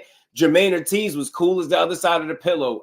Even with the clash of heads and his eyes split, bleeding all over himself, he still remained calm. He never wavered. You get what I'm saying? That man had a game plan for Teofimo. He sold people on a knockout and went in there and boxed his ass. And I know it. I get it. He was moving. People like, nah, he ran. You're going to have a tough case convincing me the guy that did all of the movement, he also threw more punches and he ran. You get what I'm trying to say? It don't make a lot of sense. The guy that ran also threw more punches. And so what the hell was Teo doing? You get what I'm saying? You gotta fault Teo for not cutting the ring off, not staying consistent, getting frustrated, expecting him to stand right in front of him. It was like amateur night at the Apollo some of the times. He was literally following that man around the ring with his hands by his waist, getting frustrated, waiting for him to come in. I'm like, bro, that's a bad look, bro. That's a bad look. And when I seen that, I'm like, oh, I get it. Frustrating this dude, and he understand that Teofimo struggles on the front foot and with guys that provide lateral movement, and that's what I seen. I seen it all night. I seen it consistently be a problem for him, and he had very few moments in that fight for me. Teo called out Bud, not Shakur. Like Keyshawn called him out. Teo said, "No, yeah, he missed." He told Keyshawn not to call him out too. Did they mention other fighters? Look, and like fight next. Right now, it seemed like they just saying Bud fight game. They just keep saying Bud this, Bud that. Salute to the Queen, Miss Joette, in the super chat. Much love and appreciation. Said Bud would definitely with T.O. and his daddy's ass. Absolutely, no one really believes them. Yeah, I don't believe that they want this fight next. Do I believe dudes are scared of each other? Nah, but I think Bud name hot, and I think they're using it. And until I see him make a physical move or actually do something physically that tells me you want that fight, like maybe go to the WBO, have that conversation that Punch Drunk was talking about. If you're willing to do that, then I'll take it serious. But other than that, it's just a little friendly back and forth. Well, not even back and forth, because you heard what Bud had to say. Bud had to say about them asking him about Tio, man. He ain't really had nothing good to say. He was quick to the point with it, man. But they asked Bud, what you think about Tio? You saw Tio weigh in. What you think about it? Tio. Bud wasn't trying nothing about Tio. You know what I mean? Salute to the and we ain't never got to box again. Well, I already been getting these bets, but now it's time for you to get your just due. Rob Fernando, Jamal, no chance. Man, it's gonna be tough. It's gonna be tough. Tio wolfing. Facts, he is. I like Shoo. Oh man, nah, Shoo stand on business. But look, Rap Central is just preference. Like I love this style of Shoo too. He a dog, bro. But everybody just don't fight like that, right? And Shoo working with some nice firepower too. You seen that viral knockout he got robbed in the building. It was good, bro. You feel Tony Harrison did enough to take Charlo belt that time? Yeah, I do, Rob, because he outboxed him, respectfully. I got you, Miss Joette. It's all good, Queen. I got you. Appreciate the support as always. Yeah, Rod, I felt like he outboxed him. I felt like he outboxed Charlo clean. And again, it was like that bull and matador kind of situation where he used your aggression against you beautifully, and he set you up for your first loss of your career. That was a beautiful work by Tony Harrison. And to be honest, to keep it all the way a buck, he was winning the second fight too, but he got caught and stopped. You know what I mean? That was beautiful boxing by Tony. Larry Lopez in the building. Tio asked for a catchweight. He not serious yet. He ain't. He ain't. I like all these fights. Tio versus Bud would be good. Yeah, Teach, what's good with it, bro? How you feeling? Sure didn't run into his last fight. Yeah. And again, man, I'm not big on the term running in boxing. Yeah, I'm not big on the term running in boxing. Pardon me, my voice be going out, y'all. I'm not big on the term running, but I get y'all. I would just say he didn't engage nearly to the level I would like to see. It was just a lot of defense. I feel like that's not running. I feel like it's two parts to a fight or more than that. But you know, the primary is offense and is defense. And you have to have that in check. It's just offensively, it wasn't there. I just can't call it running, right? You get what I'm saying? I do call it bluffing, and I'm comfortable calling he was bluffing that night because he wasn't where he needed to be, and he knew it. So he kind of slick bluffed his way to a win. You know what I mean? It's kind of impressive in and of itself from a mental standpoint. When you think about it, you're able to kind of fake your guy out and convince him that you 100% and you not. Because I think if he'd have known that undoubtedly, I think he probably would have approached the fight a little bit differently. Probably would have tried to really go at him, which I think that's what he should have did. Said Bud, the Black Mamba boxing, they don't be liking him, Remo. They don't like Bud. Some people don't. What Tony did say was some good ass boxing. Yeah, that was some good ass boxing, bro. That was some good boxing. Facts of Kello, some cloud chasing. That's why I say move up to 47. Let me know it's real, man. Maybe with Shakur and he don't run. A lot of fighters do. Yeah, I don't think they're runners. I think they're very educated in terms of distance, range, and utilizing the ring. You get what I'm saying? And when you see a guy, I understand why people are saying running, because you constantly see movement, no punching. And you like, man, you running. Like, I get it. But to me, I still like, you know, it's defense. And when you don't have a lot of offense behind it, it's tough to, you know, to really enjoy it, right?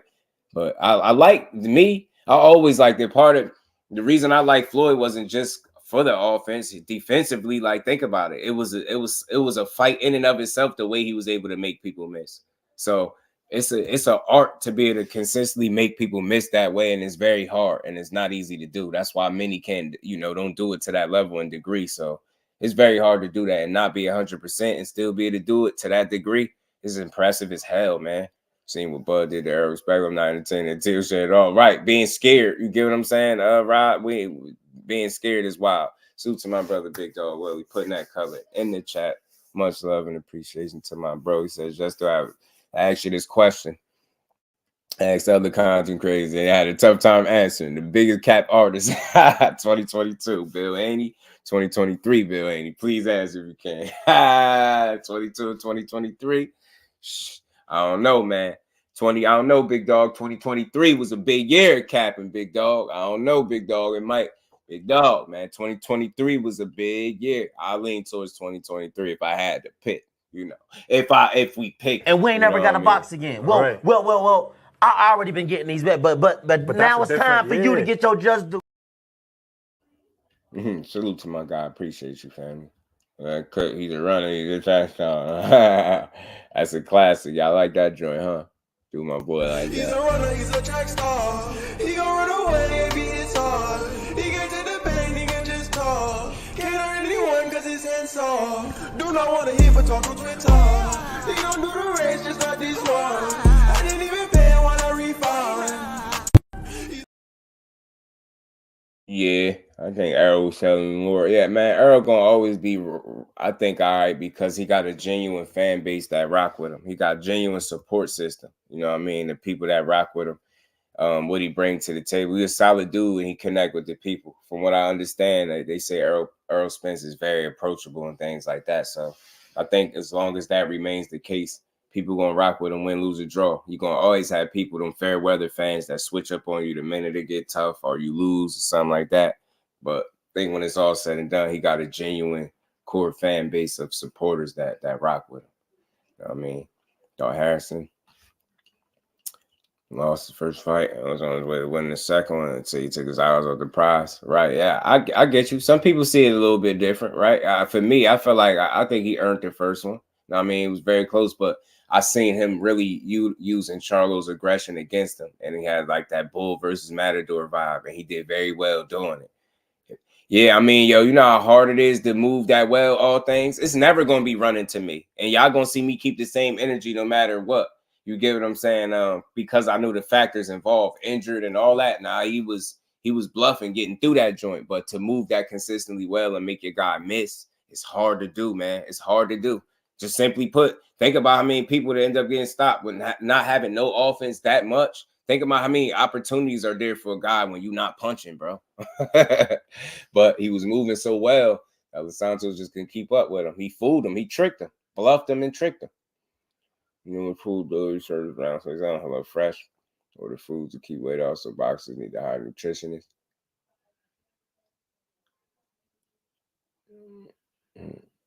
I think they do teach. I think once you get to a certain point in your career, especially I think once you get to the point where you fighting at that level, teach, especially competing for titles and all that, and you start making you some money, I think you can afford it. The minute you're able to afford it, I think is when you invest in a nutritionist, especially as you continue to get up there in age.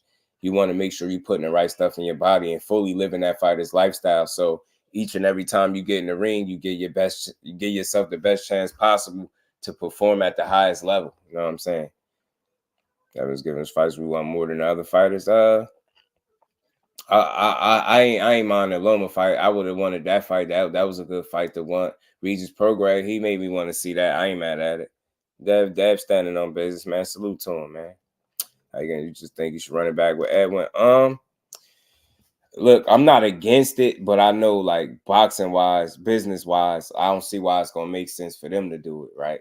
Just for people to potentially complain about it again, right? Maybe they can see it as that's just too much style that didn't mesh well. But for me, am I against it? No. But do I feel like he got to do it? How people be saying, hell no. I don't feel like you got to do it. I feel like, the only thing he got to do is improve, move on, and do better the next time. And if that fight revisits itself or presents itself down the line again for whatever reason, then you fight him. But the fact that he beat him in that condition and still beat him convincingly, in my opinion, like I don't see no need for it. The only thing he would be doing is convincing fans that you're not scared to get hit. The fact that man chose boxing as a profession should tell everybody he ain't scared to get hit. So when people say that, I don't think they understand how ignorant it sounds. You're not going to choose a profession and a sport like boxing for a career. You know what I mean? That's your job. You get what I'm saying? Where you get hit no matter how good you are, and you're gonna be scared to do so. So that's always an ignorant statement. So for me, nah, man. I don't think he has to fight, because that's the only thing. It'll be proven to a select few fans that you can actually beat him. You get what I'm saying? When you already beat him in that condition. You get what I'm saying? Like, kind of like if you think it from a logical standpoint, if you know an MRI came out and a guy had multiple injuries mixed with the fact that he was sick and some more stuff, you call it excuses, call it what you want. You know, an MRI, that makes it a fact. You had an injury, right? And you still beat him like that. Think about fighting them at 100%, just logically speaking. I'm not saying all of a sudden you go in there and just dog them, but you would at least, like, I think logically could say that 100%, you probably beat him even more convincingly with more offense. It's probably safe to say that. So I don't really feel like he got to do it again. I'm not against it as a fight fan. I get people like, man, you got to show us that, show him that he can't hang with you. I get it. I ain't mad at it, but business-wise, nah, man, you got one fight left on your contract. They're not going to send, De Los Santos back across with a loss. Like, it's nothing to prove there. He should have did better. I feel like if he'd have made the fight questionable, then yeah. But he didn't make the fight questionable. The only thing we questioning is the lack of offense from Shakur. But again, when you know the contributing factors, he ain't Superman, bro. And he a pure boxer, and you kind of disarmed, and you ain't this power puncher. Why the hell would he stand still? He ain't no knockout artist. Of course he was gonna be utilizing his legs. He disarmed with a damn main weapon. You get what I'm saying? That's what a smart fighter would do. A dumbass fighter would have got themselves knocked out, or a fighter that just wasn't as good defensively would have got themselves hurt. Salute to my guy, Fight Game. Appreciate you, bro. You get what I'm saying? Yo, Hug and Get Rocks is still Big Fish. Yeah, it's still Big Fish, man. I still rock with Bud. He a hell of a fighter, but I'm always rock with Spence, man. He stands on business every time he get in the ring, win, lose, or draw. At this point, nobody's gonna buy that rematch, and that could be a problem too. That could be a problem. It could be, but it's oddly enough, man, his fights do pretty well. Like in viewership, like if you seen what Teo's viewership was just recently, like his Shakur numbers pretty much be doubling what Teo be doing. And you get what I'm saying? They fighting on a free network. Like, it's crazy. But that goes to show you, when people say that he's not a draw, people don't watch him, that'd be a lie. Joe, what's good with it, bro? How you feeling? Got JoJo Falk cut down from 200 pounds. Damn. Did he? That's crazy. Say hold, dude took turns. About kid fool. Man, he said he need to give him his rematch. No, he don't. He lost. Yeah, rematch will be a waste of time. Salute to my guy, Cigar. We know Shakur can do more. Not sure if everyone can do more. You get what I'm saying? Look, you get what I'm saying? Give him his rematch. If he came close to beating him, if he made it questionable, he didn't. I want y'all to put this in perspective. A guy with multiple injuries, now that the MRI is out, and was sick. That's the most you did with him. You landed 40 punches on that guy. Fight you again, why? If you couldn't beat me like that, what you gonna do with me at 100%? Respectfully. What you gonna do? Land a lucky punch? Man, hell no. You just gonna get beat up again, and people gonna complain again. You get what I'm saying? Again, if he would have knocked this out, he would have knocked De Los Santos out. It still would have been somebody shitting on the performance. It still would have been somebody. I'm almost 100% sure of that, because that's just what people was. Now, it wasn't questionable at all. That was a unanimous decision if I ever seen one. 40 punches in a fight, in a 12-round fight, you telling me that's questionable? Ain't nothing questionable about that. That man couldn't land a finger on him. Nothing of note anyway. You get what I'm saying? Y'all know I want to MRI calls just to make up an excuse. Yeah, people crazy. They'll say anything at this point, bro. Shakur said he would rematch him because people running their mouth. But I don't care to see it. I don't give a damn what he said. Like, he can say it. I'm not against it, but again, I'm not like people. I think people don't think the fight, to me, this is just my thoughts on it. The fight to me is not in question. The performance is not even in question. Knowing that an MRI is out and knowing that he just wasn't 100%, which is obviously why he didn't use the left hand. I don't say, oh, nah, fight him at 100% then. That's like, it's business. Fight him again for what? What does he have to gain by fighting him again? He won the belt. It's the fight wasn't questionable. The performance, it lacked. But we obviously got the answer to why. Now, what you knowing that it's an MRI out, you got two choices. You can either call it an excuse and say, I ain't trying to hear that. You should have did more. Or you could be like, yeah, I get it. If I beat you, that version of me beat you, and it wasn't even a question, why fight you again? Like, to prove what to who? You get what I'm saying? So maybe he said, yeah, I'll fight him again because he's a fighter. I expect him to say that. You get what I'm saying? All fighters say stuff like that. But I think it'd be a waste of time, to be honest with you, because it don't serve no purpose.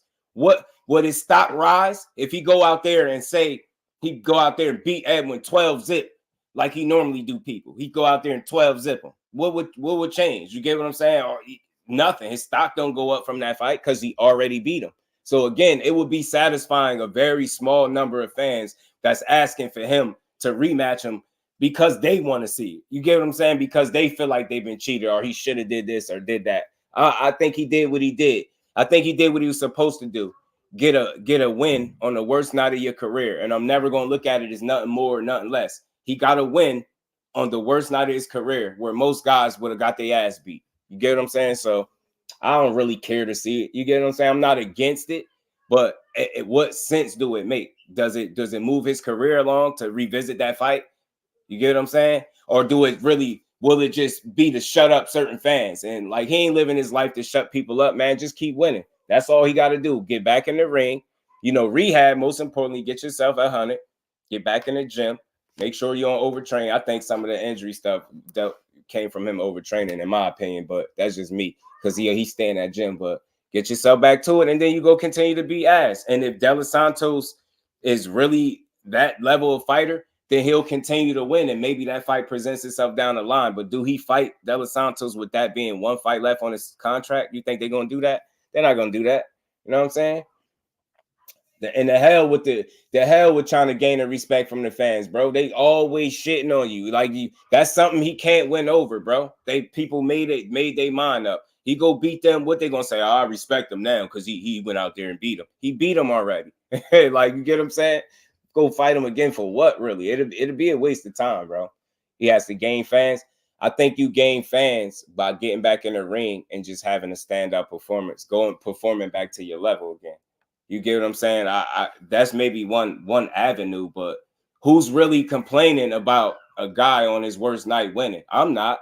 Like, y'all might be different. I'm not complaining about that. So for me, I feel like it came, it happened, and it's over with. And you beat him. Like, wow, fight him again. If it would do something for your career, yeah, but I don't see it. I don't think it does nothing for him. Lost a lot of respect from the fans. I don't think so, man. I think think about it, bro. The only people that are talking, Larry, are people that already wasn't fans of him to begin with. No real Shakur Stevenson supporter is sitting up complaining still about an off night, knowing what you know now, unless you're being unreasonable. So again, I'm not asking a guy to look like the best version of himself, even when he not. Like, but we still ask him to win. Think about how high the bar is set. He went out there and won. That's the most important thing. The fight wasn't questionable. The performance just lacked excitement. That's it. That's it. That's not a reason to just, let me rematch him because I ain't looked that good, but I still beat him convincingly. Did anybody in here realistically have De Los Santos winning? Did anybody? You get what I'm trying to say? What point is it to fight him again? He didn't beat me, that version of me. You get what I'm trying to say? Fight for the fans. Not every fight is only for the fighter. Yeah, but I think in this point, I think it's like beating a dead horse. I really do. Like, what amount of fans would he really gain from beating a guy he already beat again? That's just my opinion, though. I don't think it would do much. That's just me. I could be wrong. I don't think it does much because he beat him already. You get what I'm saying? For stock to rise, you had to stop him. I think so too. But I don't think it. You know what I mean? It's every fight you have is not going to be a blowout, or it's not, and that was convincing. Every fight is not going to be, that the same. You get what I'm saying? The outcome is not going to be the same. So just because you had a night where you wasn't your best, you didn't perform at your best, do it mean rematch him if you still beat him handily? That version of him still beat him handily, convincingly. You get what I'm saying? Nobody had it. I don't think nobody here had De Los Santos winning.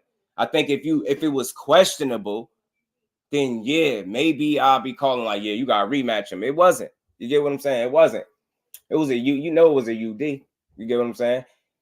That's all you got to do. Just get back in there and perform better than he did. You don't have to waste time fighting an opponent that you already beat up when you got other fish to fry. You know what I'm saying? Continue your career. If that dude is really on your level, then maybe he'll keep winning and that fight will present itself. But again, I want to be clear. I'm not against it, but I want to be honest. I don't think it does nothing for his career. To go rematch him, like it's some people that still like, nah, you needed to, nah, you shouldn't have fought him. Man, I ain't crazy like that, bro. You fought him, you got through it. It happens. It's a performance. The goal, the number one goal should be not to rematch De Los Santos, but to do better than you did the last time out and get back to your normal, typical 12-zip ass whoopings. You know what I'm saying? Or stop somebody if that's what you're going to do. You get what I'm saying? Dapper Right, what's good with it, fam? How you feeling, bro? The Demon Killer Core, the whole boxing game running. I guess they copying. I don't know what that's about. Then whatever happens, he said he was. Horrible performance. That was the question. I don't think so. I don't. It's only horrible depending on who you're looking at. Again, for me, I'm gonna say this. If I know you ain't right, if I know you spent a week or two sick, if I know you throwing up in between rounds of sparring, like I can't expect you to go out there and look like none of that stuff happened. I'm not that hard on the fighter where I'm like, you know what, no matter what the situation is, you got to go out there and look your absolute best. He went out there and won being a lot less of 100%, way far off. Don't tell me about what another fighter did. And I'm focusing on what he did, what he brings to the table, not being a concussive puncher, not being this knockout artist, being a pure boxer. He was disarmed with his best weapon. He still went in there and made it happen. Under those circumstances, and the fight wasn't in question at the end of the fight as to who won. I don't think nobody truly watched that fight in question like, damn, did he win that? If it was any question as if he won, then I'll be here like, yeah, man, I think he should fight him again. But what purpose would it serve? Seriously, to win what fans over? I mean, he just was one fight removed off a knockout that fans shitted on because it wasn't the name opponent that they wanted it to be. You get what I'm saying? He just fresh off knocking Yoshino out, beating him up every round. And I still had people saying, well, he should have knocked him out sooner. Or he was supposed to do that. Oh, that's a hibachi chef. Oh, he ain't beat nobody up. That dude ain't that good. It's like, it doesn't matter. You don't fight individual fights to try to please people that just not going, unappreciative people. Like, though, you telling me I can go out there and pitch shutouts on any given night, and the one time that I don't, when I'm not my best, I gotta go fight him again to make you a fan of me. For you to appreciate me, I gotta go fight this same dude again. I can't just move on with my career and prove to you that, look, that was an off night because of what we already know, what the facts are, right? Why should I have to revisit one fight, the one time I had an off night, to satisfy people and make them fans of me? If that's the case, then you really don't rock with me. So the only people that's still complaining over a fight that he won is people that don't really like him anyway, that's looking for a reason to critique him or criticize him. So they like, yeah, for me, yeah, you got to go do it because I need to be proven. Like, you can't fight, you can't build your career worrying about what a couple of whispers is talking about. People in the corner yelling, fight him again.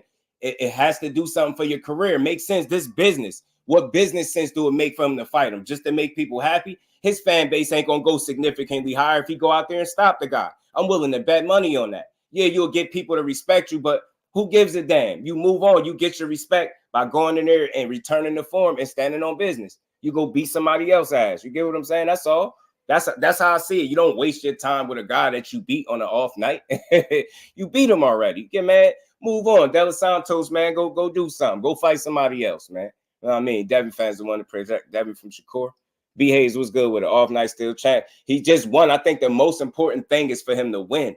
And it wasn't questionable. The performance wasn't the best, but we know why. So it's like, I'm easy. I'm cool with it. I'm like, it's over and done with. Go fight somebody else. I don't never want to see him fight like that again. But hopefully he'll never deal with them injuries in the actual fight and have to fight like that again. You get what I'm saying? Everyone beats everyone. Shakur resume though. I mean, I don't know. I just it's tough because Shakur started at 126. Edwin is at 135. I mean, maybe, but it's still he beat him, and Shakur beat everybody on Edwin's resume. I don't know. This dude still lost to William Foster, so William Foster just got trashed. So De Los Santos could be beat. I would rather see Shakur fight Murataya than fight De Los Santos again. That's just me. So he can beat him, but I mean, realistically, what does fighting De Los Santos do for Shakur's career? Again, beating a guy on the off night is going to do what for him? And business wise, they're gonna take him and say, yeah, on your last fight of your contract, we're gonna rematch this fight that people complained about. Yeah, rematch him because it's some people in the crowd, you know, they ain't happy with your performance. They like, yo, you gotta rematch him again. Yeah, you got to fight him again. Fight him again for what? He beat him already. Like, he really beat him convincingly with a bad hand. He still beat him. That's the most De Los Santos. The question is, do De Los Santos deserve a rematch with an injured opponent that he couldn't do nothing with and land 40 punches? Do he deserve a rematch? Because again, it'll be for a title. That's how he fought against an injured guy in a title fight, and we making the case that De Los Santos deserved a rematch? Hell no. Let that man chase unifications. He got bigger fish to fry. And I hope Bob Arum don't get in the way. That's how I'm looking at it. I'm looking at it realistically. You ain't spend your time fighting De Los Santos again. What for? It does nothing for you. Just move on and do better the next time. That's all. That's how I look at it. No, I mean, it's 7-5. You can have it. I'm not about to argue what he won. I know what I'm saying. Y'all can have it. I don't argue other people's opinions of what they saying. I know I seen Shakur on the worst night of his life beat a guy convincingly and only get 40 punches landed on him. That's what I seen. Santos just better than people thought he was. You know, flat-footed with a size disadvantage like Regis. Edwin's good enough to marry Shakur with each reach advantage. A rematch will look similar. I mean, I ain't here to argue how the rematch will look. I just don't. I think it's a waste of time. That's me. You know what I'm saying? I can't. But what I think shouldn't matter to nobody else. I'm just telling y'all what I think. I don't think it. What's the reason for it? Shakur said it was a horrible performance because he said it post-fight. I know what he said. I'm cool. I get all of that. I get it. But I'm telling you, based on what I know, I'm going to chalk that up. I get it. Like the one time, I don't look at boxing that way. The one time that I had my off night, it's like, yeah, you got to fight him again. No, you don't. He beat him on an off night. I don't think we looking at it the right way. He beat him again. Fight him and do what? Beat him again, and then people complain some more. That's all they're going to do. You know what I mean? Gertz, what's good with it? I know what he said about his performance. I heard him. Yeah, my performance was bad. It's all depending on how you looking at it. Offensively, the performance was bad. Defensively was great. He got hit 40 times. Tell me if I'm lying. Offensively, it was bad. Defensively, he was in his bag. You get what I'm saying? He got hit 40 times. That's what I'm saying. Offense is one side of it. That's the entertainment for us. But I get it. It lacked entertainment. Offensively, he stunk it up, but he also made that man miss. He also showed you on my worst night, you still can't mess with me. What's good with it, Gert? Of course, saying he wants to rematch. Hey, rematch him, bro. Rematch him. Just do what I say. What I say shouldn't matter, bro. What I say shouldn't matter to y'all. Like, if you want to see a rematch, good luck with it. I'm just being realistic. Do anybody in here think they're going to put him back in the ring with Edwin De Los Santos because people mad? You get what I'm saying? They're not going to do it. I'm just saying, I'm being realistic, and I'm just telling y'all it does nothing for his career. Would I be against him seeing it? No. I want to see it because I think I know what I see. You get what I'm saying? They could be I don't think he'll stop him. I don't. I think De Los Santos is a very good fighter. I don't think he'll get a stoppage on him. I think he'll beat him. I think it'd be more offense if he 100%. That's the only thing I see different. I don't think he'll just all of a sudden you know, I don't know, wipe the floor with him. Do I think he'll beat him more convincingly? Absolutely, I do. I think he'll beat him more convincingly. That's just me, though. Salute to my guy, Judah Ben in the Cash App, my guy. Much love, bro. Salute to you. Oh, my bad. Hold on. Let me give my boy. Let me get you right. Let me get you and right, we ain't never Judy. I got a box smashed the again. line. Well. I already been getting these back, but now it's time for you to get your just do. Let me get my boy right. Appreciate you, my bro. You said do a poll. I'll put one up on the channel. I ain't gonna do it in the chat. I'm gonna put it on the I'm gonna do a poll in my community. I'll do a poll and see if people want to see a rematch. I don't care. I don't care either way, but I'm just being realistic. I don't think it does nothing for his career. He got one fight left on Top Rank. I don't think they're looking to put him back in there with Dos Santos. You know what I'm saying? I don't think so. That's just me. But and I have no control over who his next fight is. I just know it ain't gonna be a PBC fighter with one fight left on the contract. Mr. Plus 300, what's good with it? If he healthy and wolfing like he said he would, no one will complain. He closer to the Super Bowl. Look, man, I'm just not that kind of fight fan, bro. I don't watch fights, and then if the fight was in question, then yeah, I'd probably be calling rematch too.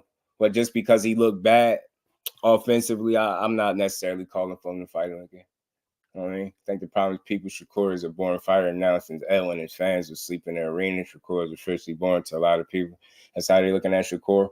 I mean, Cuzzo, and I'm not comparing them in no way, shape, or form. They call Floyd boring, yo. Do you think Floyd was boring? You get what I'm saying? I can't like, I don't.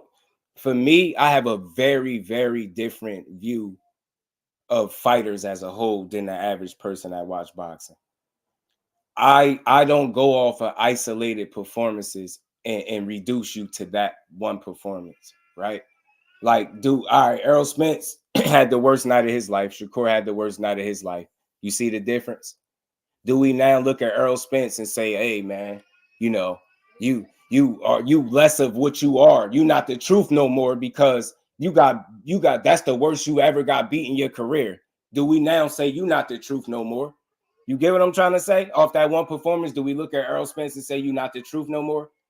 If you're a real fight fan, I don't care what some casuals or some hecklers is talking about. A real fight fan, do you look at Errol Spence any differently after the loss? Do you label him? Is he a bad fighter now? Is he one-dimensional, how people are trying to say now that he lost? Has he never been that good as a fighter? You hear all this different stuff, but do you as a fight fan feel that? You don't feel that way, right? Because it's not realistic. So, again, with Shakur, if you're going to focus on what people are saying after one fight, then you're going to be back. You're going to spend your whole career trying to prove to those same people. You get what I'm trying to say? That man got 21 fights. 20 times is usually a shutout, and it was some stoppages in between that, right? Do you look at the body of work and say, man, his body of work showed me he's not a born fighter? Or do you look at Dos Santos and harp on that and be like, nah, he's born because he looked this way while he was injured?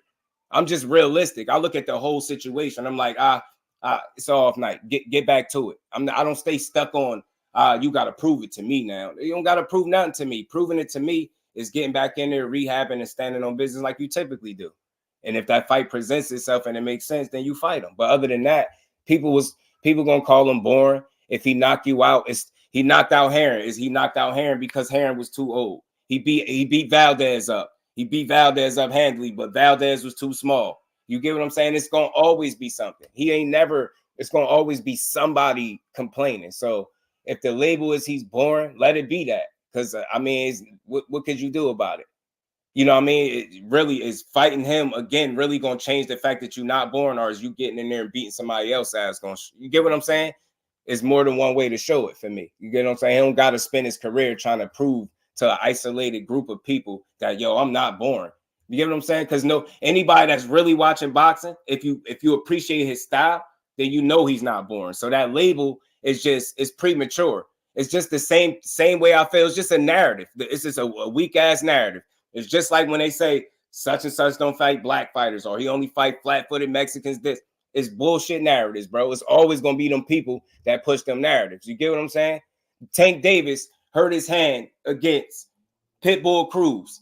He didn't get the knockout. Do we now look at Tank Davis and say you're not a knockout artist because the one time you actually went 12 rounds and didn't knock a guy out? You get what I'm saying? So yeah, you ain't a knockout artist no more. You don't knock people out. You got to rematch Pitbull Cruz again just to prove to me you can knock him out. I feel the same way about those people that saying Tank should rematch Pitbull Cruz because he didn't knock him out with a hurt hand. I didn't expect him to with a hurt hand, and this is his main weapon. You get what I'm saying? So it's like, I'm not stuck on that. I seen the performance he put on under them circumstances, and he did damn well with what he had. You get what I'm saying? So I don't look at Tank Davis and be like, nah, you gotta prove it to me. Rematch him. You need to rematch him, bro. Nah, you ain't knock him out. Rematch him. You gotta prove to me you can knock him out. No, that's ignorant to me. You get what I'm saying? It's like, bro, I look at Tank and I'm like, bro, that's the best you did, and he ain't have his best weapon, and he beat you? Hell no, you don't deserve a Tank Davis rematch. Shakur Stevenson beat you sick, not eating with a hurt hand, more than one injury, and you only landed 40 punches. Hell no, you don't get a rematch. Tell me I ain't making sense. Hell no. Just because Tank ain't knock you out, do you deserve a rematch now because he didn't knock you out like he knocked mostly everybody else out? You get what I'm saying? Hell no. You move on. Like, you don't think about it. You don't start questioning like, man, he ain't a knockout artist now. Because I know what people gonna say. Well, he threw more punches or he did this. I get all of that. The point is he didn't knock him out. And some of those dumb people will say, because Tank, you ain't knock out Pitbull Cruz. You got to rematch him now to prove to me you can knock him out. Nah, you knock everybody else out, right? Knock him out. Like it's like, nah, bro, you beat him with less of yourself. And that's all. That was the best he could do is win 3, arguably 4 rounds. Nah, bro, you move on. You just move on and you do better. That's all. Karma, serene, peace, and blessings to the queen. How you feeling today? So I thought he re-signed. Who that Shakur? I'm not sure. I hear some mixed results. Some mixed news on it, but I ain't hear nothing solid. You know what I mean? I heard he turned it down, then I heard he re-signed, so I'm not sure. You know, if he's Shakur that will make him look good. I don't know, man. He might get a top rate special, bro. He might get a top rate special. Signature Sounds was good with it, Brody. If you think you want to see Shakur next fight, there's Loma Cam winner. I would like to see him fight Murataya because I don't think Lomachenko planning on fighting him next. I would rather see him fight Murataya or something like that. You know what I mean? But I think he might get a top rank special, bro. You know what I mean? I wouldn't mind seeing him fight Loma and Cam winner, which I think is going to be Loma. I wouldn't mind seeing him fight Tank. But I'm just considering the last fight on his contract. I don't think it's going to go to a PBC fighter. You get what I'm saying? I think Bob Arum going to try to do something to kind of entice him to stay over there on his side. Jamal Brooks was good with it. I understand one man's hurting thick and the other man's say 80%. What happens if the other man comes in better than last time after he won? Man, one man is hurt and sick, and the other man is, let's say, 100%. What happens if the other man comes in better than last time after he won? So you're saying if Shakur comes in better than he did last time, what happens? Or if his opponent comes in better, then what happens? Is that what you're saying? I think the offense could increase a bit, but not much. But both will cost for each other. True. I think. Look, I'm gonna say this. I think a rematch goes. He's just gonna be more offensively sound. That's what I think. I don't think it'll be a dramatic difference. I do think it'll be more geared to how he typically fights. I'll say that. I don't think it'll be Jamel Herring-esque, but I think it'll be Zenith. I think it'll be similar to an Oscar Valdez. That makes sense to you? They're not the same fighter at all, right? But I think in terms of offense, a healthy Shakur, I think you'll see him perform similar to how he fought Oscar Valdez, a guy with power. He took chances. He took some chances. He didn't get greedy. You get what I'm saying? He stayed sharp and he beat him. I think the fight will play out like that. Not exactly the same. Not saying Oscar Valdez fights like Delos Santos, because Delos Santos is a better fighter than Valdez to me. But I think in terms of Shakur's offense, that's what I think you'll see. You know what I mean? And some people complain about that. So I don't think it'll be like a drastic difference, but I think it'll be more offense for sure. You know what I'm saying? More offense for sure. Shakur neither fights. His style will give anybody 140, 135, 140 elite trouble. Yeah, it will. It will. He gotta win this fight. I'm telling you what I see. Yeah. Did I miss something? Hold on, cuz I missed something. Oh, I think the problem is the people think Shakur was on fire. Oh, yeah. No, I seen that. Yeah, I got you. I mean, I see it too, but I really don't. I just don't. I don't care. I just feel like you can't please everybody, and you shouldn't try. You can't spend your boxing career trying to please everybody. You get what I'm saying? That's never, like, I guarantee you he won't get the result that people think he'll get, like in terms of you're never going to make these people happy. You know what I mean? Shakur didn't run either. Nah, he didn't run. He didn't run. Floyd had like 20 knockouts in 25 fights, though. And but people act like that never happened. Next Gen, they still called him boring. That didn't. Floyd was labeled a power puncher early in his career too. People don't know that either. Next Gen, salute to you. So what I'm saying is, even with him having 20 knockouts within his first 25 fights, that didn't stop people from labeling him boring and saying he was a runner. So I don't care. Those are casual ass fans. If you're pushing that Shakur Stevenson is boring, maybe you don't like a pure boxer. Just say that. I can't tell you what to like, but to me, I don't see boring, and I don't think one fight against a guy that actually is good where you hurt makes you boring. I think that's unrealistic, and I don't think you really looking at the body of work if that's what you're doing. If you're looking at one isolated fight as opposed to the other 20, and you saying, yo, yeah, man, he boring because of that, then you just being a fan. You a fair weather fan. You not a diehard. Nobody really looking at it like that unless you like pushing narrative. So I agree with you 100%. I see the same stuff you see. I hear the same stuff you see. But think about this. Think about, you hear any real boxing fans pushing these narratives? Do you hear like, yeah, he boring as hell, man? Any real boxing fans without an agenda pushing that he's boring? You won't really hear him. Or somebody that's not hating. Think about where these narratives and where you hear some of this stuff come from. You know what I'm saying? The same people that's claiming if he would stay at 130, he would beat them other fighters from pillar to post. Now I like 135, man. I think it's good for him. You know, as good as your last performance. You know why I don't agree with that fight game? You know why I don't agree with you only as good as your last performance?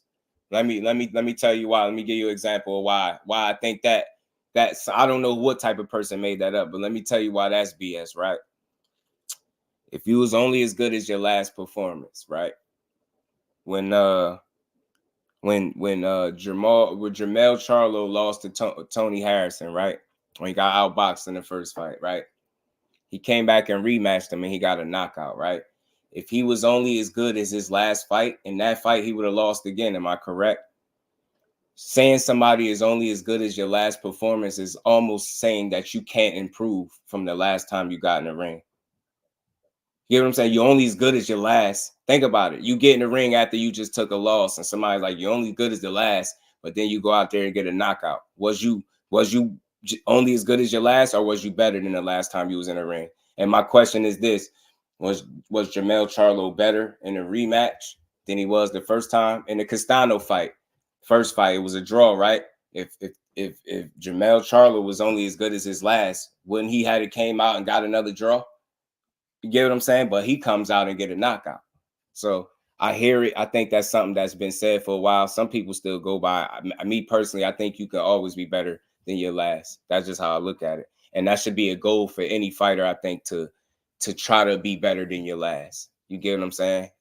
Always try to outdo you. I think the you versus you battle should be the only thing you care about. Haters try to diminish him now, but they will still want Bud to get full credit somehow. For sure, it's more casual than hardcore fans on social media. So that's what Shakur is saying. Yeah. And I just, for me as a fight fan, Cuzzo, ain't nothing wrong with what you're saying. Everything you're saying is spot on. But me as an individual, I don't care about none of them people. I don't. Like, maybe Shakur cares, but what's for him is for him. Like, who don't like him, they're not going to like him anyway. Maybe you can win people over. Maybe you can't. Right? But do you really spend your career thinking about that? You get what I'm saying? Like, there's nothing you can do.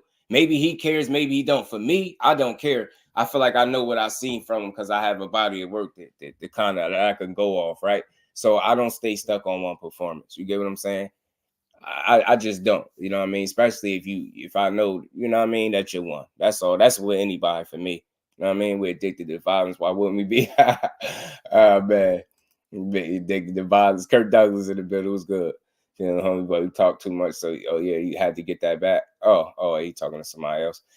He said the same about tons of people. Yeah, he got 4 stoppers and knockdowns out of his last 5 fights. Yeah. That's why I say people are really casual if they're trying to label him a boring guy. You know what I'm saying? Earl's a warrior. Absolutely is. That's just Devin fans bashing him because Devin ducked him. For sure. I think the people, ain't no real people pushing that, bro. Ain't no real people pushing that. And think about it. The person that's pushing Joe that he need to develop as a damn coach. Because that's by far the most inaccurate statement that any notice. No real trainer in boxing has ever said that about Shakur. or fighter for that matter. Only one goofy. Only one goofy. You know what I'm saying? One goofy. Actually, 7 he knocked down Argentina and stopped Carvalho. Yeah, B. Hazy did because she doesn't get flustered. Oh, hey, I'm talking to somebody else. Yeah.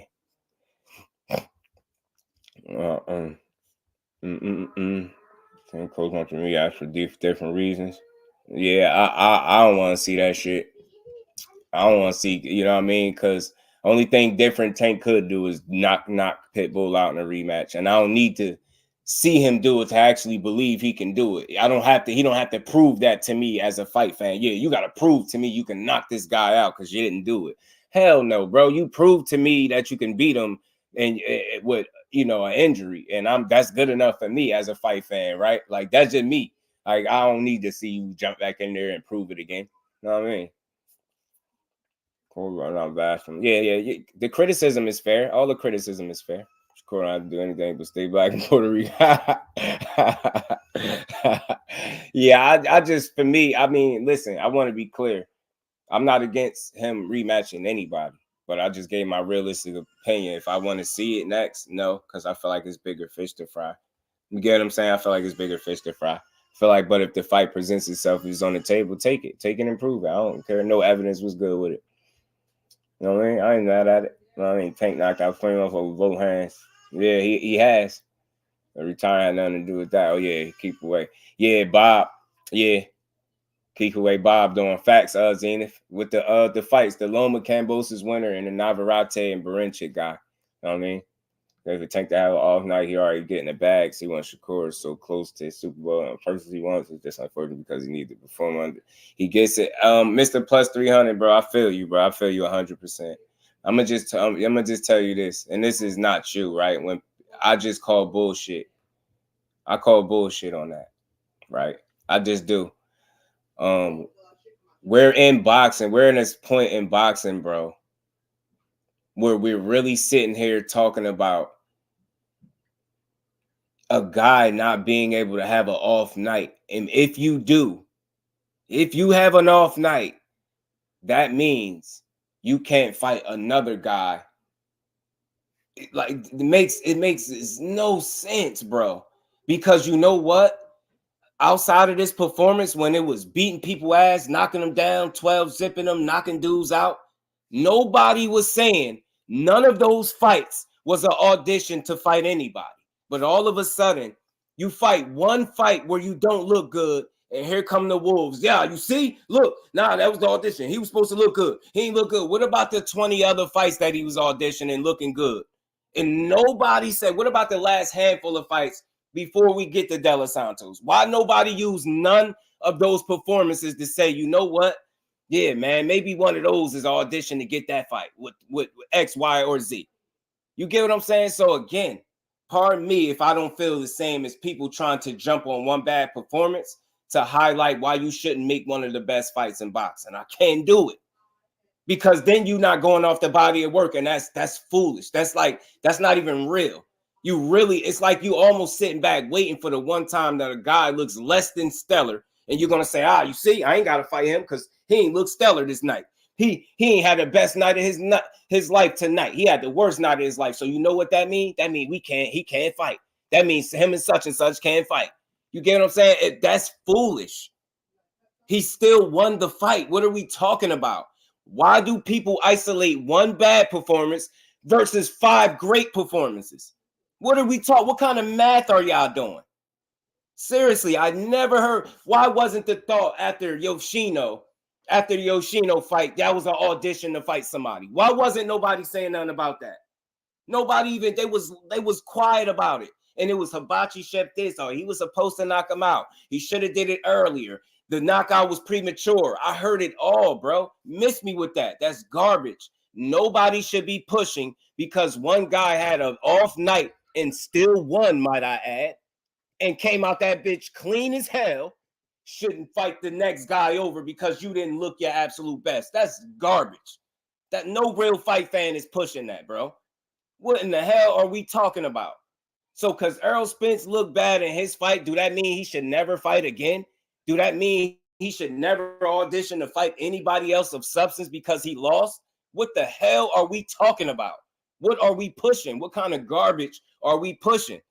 You're telling me you go through life having the best day of your life every day. You go to work and have the best day you ever had at work every day of your life. How is it any different in boxing and sports? You trying to tell me, yeah, man, I was gonna fight him, man, but yeah, he ain't look good, man. He looked bad, man. And it's like, yo, but did he win? And it's like, I mean, yeah, he won, but he ain't look good. Did he win? Yeah, but he ain't look. Did he win, bro? Did he win? The name of the game is to win. Not I gotta look spectacular to fight you. When in the hell has that ever been the bar? Win. I ain't never heard nothing like that in my life. I ain't never heard nothing like that, and I can't push that energy. If he had a lost, maybe if that joint was debatable and it looked like he might have got beat, by all means, rain on him. Nah, you don't deserve it. Not looking like that. But you won. You get what I'm saying? You won. And I just can't take that from you. I can't now say, you know what? Yeah, you won, but you ain't look good. So, nah, we don't want to see that fight. That's garbage. Since when did we ever start pushing the best not fighting the best? So because you didn't look your best that night and still won, nah, that fight wouldn't be good. Nah, let's not make that fight. I never push that, yo. And I would hope that none of y'all wouldn't either, man. David Tizane, what's good with it, family? How you feeling, bro? Salute to my bro, Big Dog Willie in the Super Chase. I forgot to salute the diabolical, infamous, notorious, ugly, brainwashed, funky Haney Coat, and Devin the Shoeless Dream, Haney, Bill, Captain, Haney, you stupid. And we ain't never got a box again. Well, I already been getting these bet, but now it's time for you to get your just due. Salute to my guy, Big Dog Willie. Appreciate you, bro. Appreciate you. But yeah, man, I can't push that. I can't push that, yo. I can't push that energy, bro. So again, I don't know what kind of math people doing, but they mathing, bro. Boxing fans are never satisfied. Nah, they don't do math. They just looked at it's almost, to me, if you pushing that, it's almost saying you don't want to see a fight. You don't want to see it. You know what I mean? Shakur said he would beat Manny in his prime. Talks like that, so people wait to rub it in his face. He looks otherwise. That's how people look at it. Have you ever heard a fighter admit that another fighter beat him, whether it's past or present? Have you ever heard a fighter talk like anything else other than the fighter? You get what I'm saying? You get what I'm saying? Like every fighter speaks, I think, that way. So again, I don't know. I don't really. I maybe because I rock with him, I don't be looking at but I don't look at no fighter that way. Every little thing they say is like, but I know people petty in this boxing, so I get it, but I really don't care. Shit, you know what I'm saying? That's why I watch boxing through my 4 eyes, my set of lens, right? I can never be the type of boxing fan that complains because a fighter is confident. I can never be the kind of boxing supporter that complains because a young fighter is getting praised by fighters past, present, future. Like, you get what I'm saying? Coaches. Like, I can never be mad at that. So I'm just, we just, we not like most of these other guys anyway. Only fans are trash. Shakur, anybody in boxing knows Shakur the real deal. Yeah, that's what I'm saying. One performance, all I'm saying is one performance shouldn't change your perspective. Again, if I just want to know, for the people that's highlighting this one bad performance and saying what he don't deserve, where was y'all at for the last 5 fights? Or better yet, where was y'all at for the Yoshino fight? Why wasn't that like, yeah, somebody should fight him now because he looked like that? You get what I'm saying? Why did you wait for one bad performance to try to say, you know what? He shouldn't fight such and such. You know what I'm saying? Sound like garbage to me. You know what I'm saying? Anyway, the best upcoming fight will be Zane versus Parker. That's going to be a banger, man. As much as offense. Yeah, right. I'm telling you, facts. Zane, just, hell, it was defense, and more defense. And a little sprinkle of offense in there. just a little sprinkle of offense. You know what I mean? Just a little sprinkle, a little razzle dazzle of offense, bro. That's all. But again, y'all, all jokes aside, I don't know about y'all, but I look at the full body of work. I can't stress that enough. I do that for every fighter. Like, I'm not gonna just look at one fight and be like, yeah, man, like it just, it don't make sense. You know what I mean? You gotta show me something. You gotta really beat. You gotta really lose. Like, if he lost, make all the excuses you want if he lost, but that ain't the case. You get what I'm saying? And that goes to show you how high the bar is for that young man. the bar is that high where you can't even go out there on your worst night, still find a way to get a win, and people recognize it for what it is. All they talking about is what you should have did, how you should have looked, and what you didn't do, and you know, you shouldn't have been in there, and you should have did it like this, man. Miss me with all that, man. Your favorite fighter, the average fighter, and maybe some of y'all favorite fighters wouldn't have got in there under them circumstances, and they damn sure wouldn't have walked out of there clean like that. Salute to my cousin. Appreciate everybody that smashed that like button for your boy, man. Logan arguably beat Devin. Yeah, it's a lot of people that feel like it, you know what I mean? Oh, it's a lot of people. G Peasy, what's good with it, bro?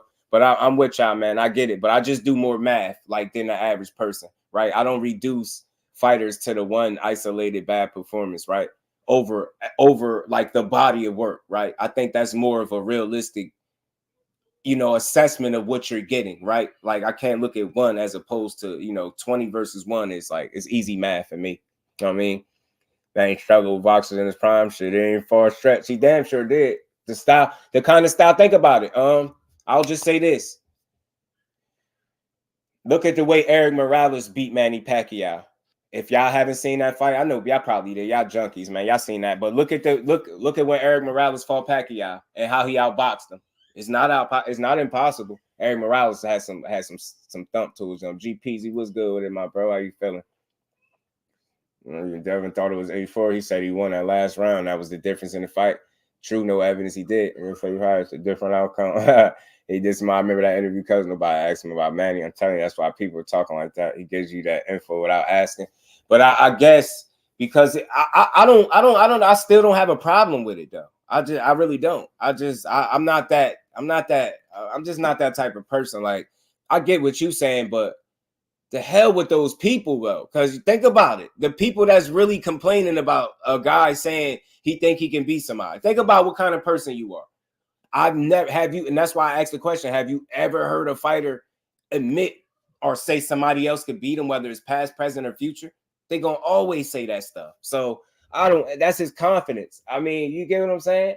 I don't knock him for his confidence. You know what I mean? I just hear him as a confident dude, but I get why people will jump all over it, but it's not that big a deal to me because it's like I ain't hanging on to every little thing he say, man.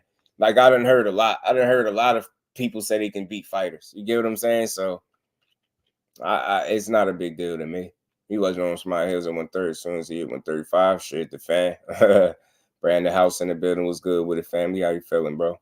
Daniel was good with it, bro. Was good with it. I don't think that's why, because people talking shit don't even care about Manny.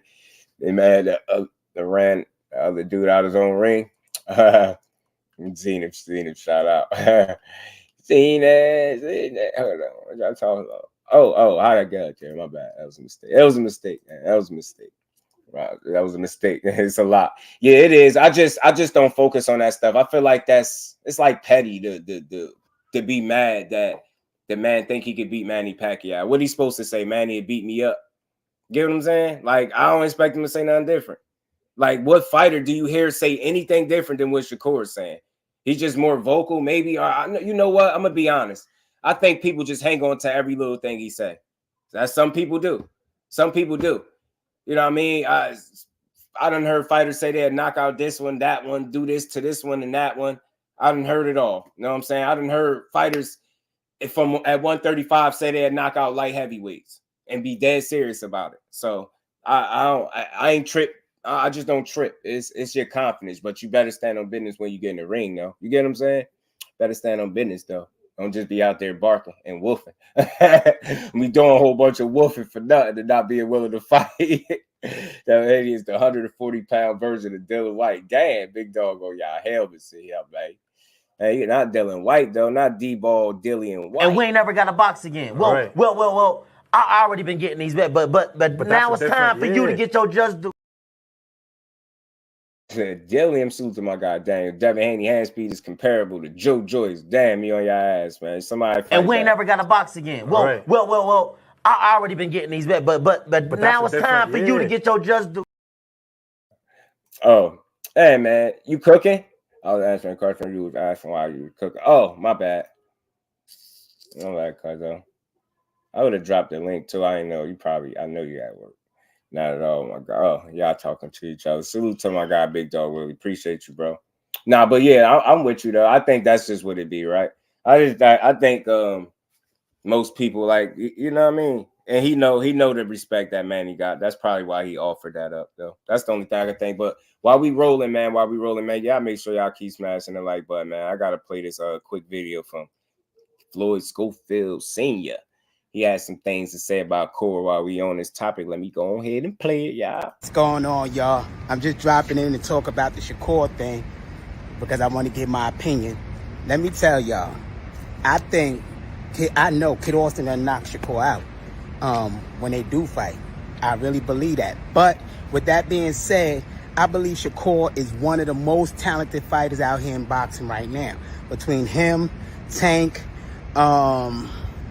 I think him and Tank really in our weight divisions are the only ones in this division that's really talented. And we always said Shakur was talented, and we said we going to fight the best because I'm going to prove to y'all he's the greatest boxer of all time. And how do we do that? By fighting some of the greatest fighters. But I really believe, and it's no disrespect to Shakur, it's going to be one of the easiest fights in Floyd's career. This is going to be easy. I think this would be over in like 3-4 rounds. And that's not me shitting on Shakur. I just know my boy. I know my boy. Shakur ain't going to be able to take those punches for 3-4 rounds with 8-ounce gloves on. We're going to break Shakur's jaw and face. So it is what it is. But that's love for Shakur. I love you. Thank you if you give us a shot. Our family will love the generational wealth that will come from this. Let's do it. Let's do it. And Zepeda, I hate to throw you under the bus as bringing your name, but I think you and Kid would be a good fight, and we're not looking past you. I told Floyd I think you're going to be harder than Shakur because the amount of punches you throw. But that's... So, man, that was what he said, man. He said, man, that's a 3 or 4 round fight. Stopping Shakur in 3-4 rounds. No slight, no disrespect to Shakur. He one of the best fighters in the world. So you think that if he's one of the best fighters in the world, you telling me your son is just going to go out there and stop him in 3 or 4 rounds? That would mean that he absolutely is not one of the best fighters in the world if that happened. You get what I'm saying? You say you're going to break his jaw and his face. Look, I love the energy, but you kind of told on yourself a little bit, OG. Yeah, you did. Yeah, OG. Yeah, you did. Told on yourself just a little bit. You said you would love the generational wealth that you would get from fighting that guy. And, you know, you'll love the opportunity. And that's what it's all about at the end of the day. Do I doubt that you're confident at all that your son could beat Shakur? No, I don't think so. But if you really got it in your head that he's going to beat Shakur and knock him out within 3 or 4 rounds because he's punching that hard, I swear I need my pops. You know what I mean? If I was a boxer, I would need my pops to believe in me like that too. If I'm boxing, you know what I mean? And my pops don't believe in me how Kid Austin pops believe in him, I wouldn't want him around either. So if he truly believes that that's a 3-4 round fight, that's amazing. I just don't think, you know, you could be one of the best fighters in the world if you just get dusted off that quick by Kid Austin, who's relatively, I don't want to say he's unknown, like he's just unproven. He's still getting his seasoning, right? You know, Shakur is a 3-division champion you talking about. And that's a big, considerable skill jump and with the guys that you get in the ring with, respectfully. So, look, I salute to him. I like Floyd Schofield, him and his pops. I rock with him. I support him. It'll be a good fight. I think Kid also can make an entertaining fight with anybody, right? He's athletic. He can fight. He busy. You know what I mean? Good shape. Dude come to fight. He can fight. He's a gym rat. All those things are true, but I think it's a considerable skill gap, if I'm not mistaken, between the two of them. I think their careers went the way they went, obviously, for obvious reasons, right? I think Shakur's pedigree speak for itself. Definitely a silver medalist.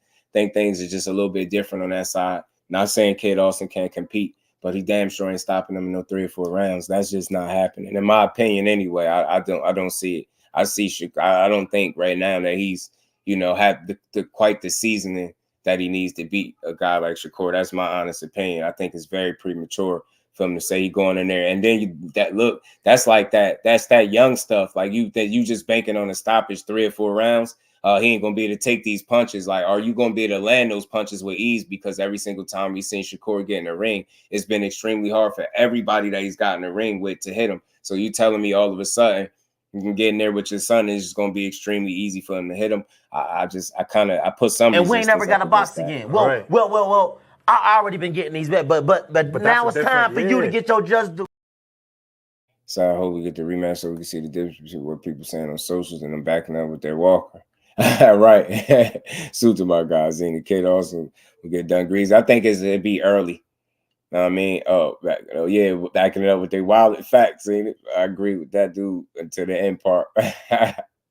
Frequent Flyer was good with it, bro. He said Big Dog Willie be hating on Hanos, but at least he support why he doing it. I can respect it. Salute. That's my guy. Salute to my bro, Big And Dog we ain't never got to box again. Well. I already been getting these bets, but now it's time for you to get your just due. Much love and appreciation to my bro, Frequent Flyer. Appreciate you, bro. Great promotion, but he don't believe it. Yeah, I don't think so either. It's very ambitious. Silk Voice having that. She be getting on his helmet. Gave people a microphone and camera. They say anything. Yeah.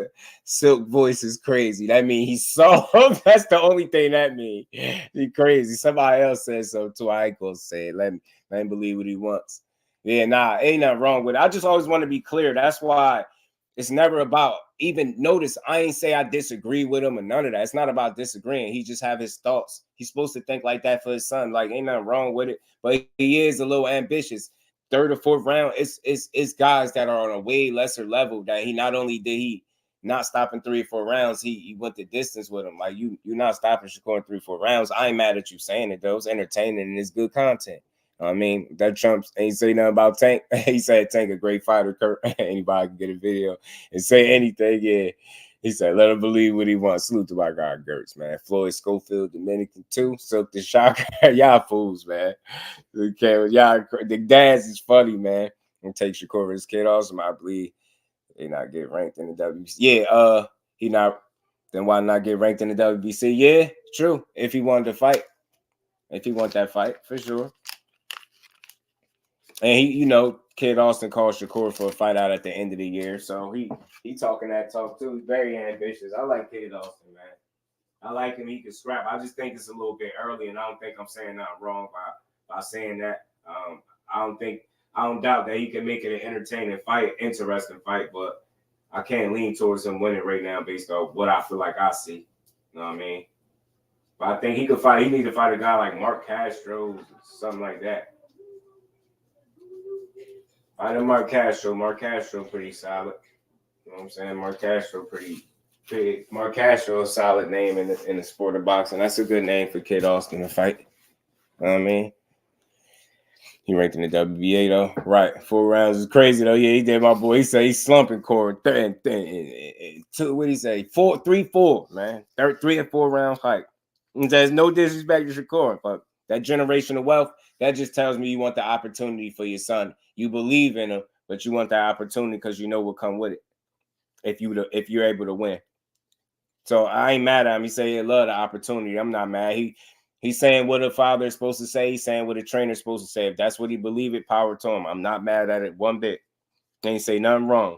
3 or 4 rounds, it is crazy though. But it is what it is. I rock with it. Salute to Kid Austin, man. Salute to Floyd Schofield Sr. and Jr. Sly said, telling y'all right now, if Kid Austin fights Shakur, he beating him down. Man. Keyshawn a better fight. That can be a pay-per-view fight though in a year, maybe. Yeah, it could be, man. It could be a big thing in boxing, cuz Shakur versus Kid Austin. It could be a big thing in boxing. Keyshawn a better fight. Keyshawn is a good fight for anybody too. That's my guy. But yeah, I think it's just early for Kid Austin with Shakur. For me. I mean, but they, you got some people saying it's some Golden Boy smoke for him that he could be calling out too, though. So, and he said he think Williams would pay the tougher fight. Shit, why not take the tougher fight? Salute to my guy, Mr. Plus 300, man, in the Cash App, man. Much appreciation, bro. Pardon and we me. ain't never got to box again. Well. I already been getting these bets, but now it's time for you to get your just due. That's to my guy, Mr. Plus 300, man. Appreciate the love in the Cash App, bro. Austin close to getting the title shot anyway. Is he? Yeah. Like, I doubt if they try to ruin that with a, you get what I'm saying, cuzzo? With a, I mean, I think he'll still take the opportunity, though, because Shakur will be a title shot and an opportunity for him to make money. At least from his eyes, that's what he said. That's how he feel anyway. You know what I'm saying? Kid Austin. Yeah, I think it's early, Tay. Salute to you, bro. Appreciate you stopping through. I think it's a little early, but look, I ain't saving nobody from nobody. That's something that they pursue. I'm not against no fights, though, y'all. Kid Austin is a hell of a little young athlete, young man. He can fight, man. He's scrappy, too, man. He's scrappy and he tough. I think he got grit. I like Kid Austin. I ain't got nothing negative to say about him or his pops. But Pops, man, come on, Pops. That 3-4 rounds is crazy. Dad, you gotta give Shakur a little more credit than that, bro. 3-4 rounds is wild. Think he'd dust my boy off in 3 or 4 is crazy. But I like both. I like them. I like Kid Austin and his Pops. So, like I said, I ain't got nothing to say. A lot of everyone will get under their miles. Get they under 3 miles. 3 miles today. Shit, 3 miles. I've been running my mouth about 100 miles a minute now. Salute to the family. Y'all smash that like button, man. We gonna rock out for about another 20 minutes or so, man. We rocking. Salute to everybody. Appreciate y'all smashing that like button. Salute to everybody supporting the grind. We just gonna keep rocking for a minute, you know. For at least champion, like, man, y'all got to get in shape. We had trouble with less competition. Shakur, he'll be about to slump him in 4 years. It'd be tough for him to get him out of there in 4. The Jacksons and Freewood Flowers are some of the most brainwashed of the Lou and Haney cult members, but they are the homies. Sympathy for the handicap. Salute to my brother. And we ain't never got a box again. Well, I already been getting these bets, but now it's time for you to get your just due. Salute to my guy, man. Appreciate you. Foolish. Get some miles in, man. Ain't nothing wrong with staying fit, champion. Yo, ain't nothing wrong with that. That healthy living, you promoting healthy living in the chat. That's what's up, bro. You know what I'm saying? I might drive a mile or something, drive a few miles down the street. We're going to get some miles in. I don't know if they're going to be ran, though. But we're going to get them in, though, champion. Don't even worry about it. I got you. We're going to get the miles in, bro. I don't think they're going to be on foot, but we're going to get them in. You know what I mean? We're going to go mosey on down to the stove. That's a few miles out, you know what I mean? Nah, but again, I like Kid Austin. I like what Golden Boy doing with him. They keeping him active, keeping him busy, man, and he constantly winning. I expect him to call out the top dogs. Like, I think boxing gets sensitive to the point where we get mad when these young fighters call each other out, when that's really their job. They supposed to call each other out. Only thing my resistance I put up if I feel like it's an empty call out and it's more centered towards like a clout chase, right? That's the only time I really say something about it. But other than that, and even then, I don't be mad at it. Get what I'm saying? They're fighters. They're supposed to do that. They're supposed to want to fight each other. They're supposed to believe that they can beat another guy, right? I don't want to hear no fighter saying that somebody else will beat him, past, present, or future. You know what I mean? I understand the energy. Like, be confident, but understand that what comes with that when you outspoken, when you vocal, when you confident in that way, you know what come with that is criticism, pushback, resistance. People gonna have their opinions, bro, and that's just part of the game. You know what I mean? I'm gonna be salty. Shakur. I have another NJ fights I could go to. This last one, Cuzzo, they might as well throw us a solid. Throw that thing in the Prudential one more game. You know what I mean? Dad pull a whole card to taking names. Dad definitely taking names, man. His last name he scalped was Regis, Larry. And he did a damn good job, bro. Damn good job, man. Damn good job. And he got Ryan up next, I believe. And I think that's going to be another scalp on his resume, to be honest with you. I do. So salute to Dad, man. We supporters of boxing over here. It's not none of these fighters I talk about I dislike. I big them all up. They all get their just due. I don't mind, man. Devin Haney, I said this before, he's one of the best fighters in the world. That might hurt for some people to utter that out, but I have no problem saying it, and I believe that. I think that's really the truth. If you look at how many fighters there are in boxing, and then look at the percentage of where he fits in and all of that, it'd be right up there at the top. Just what it is, bro. You know what I'm saying? I don't mind saying it. Salute to him. Can't Matt be honest with you? I'm looking forward to seeing him fight Ryan Garcia. I can't wait to see it, to be honest. You know what I'm saying? I can't wait to see my boy Shakur get back in there. I mean, I can't wait to see Spence get back in the ring. Like, it's a lot. Like, I want to see all these fights, bro. Yeah, but Cuzzo, that last fight, man, they need it. I hope they do it in the Prudential Center. I love it. It'd be too much like right. Somewhere or close in the vicinity, man. I like that. I like going there. I like that spot. I like it, man. I do.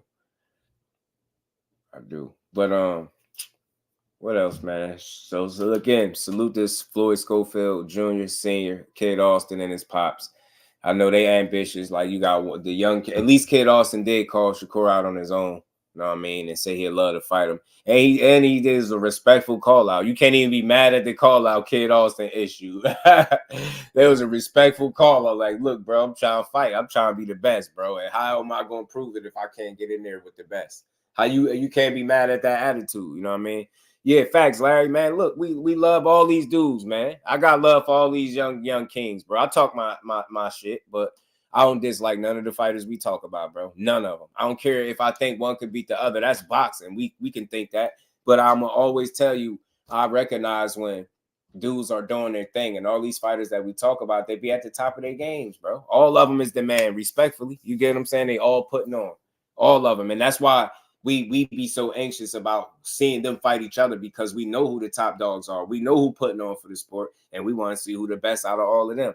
Got to rock with you can't be a real fight fan if you just run around here not liking fighters because of shit that just simple stuff. Like number one reason for me watching anybody that I watch is how they fight. How much how far I support you, or how much I rock with you.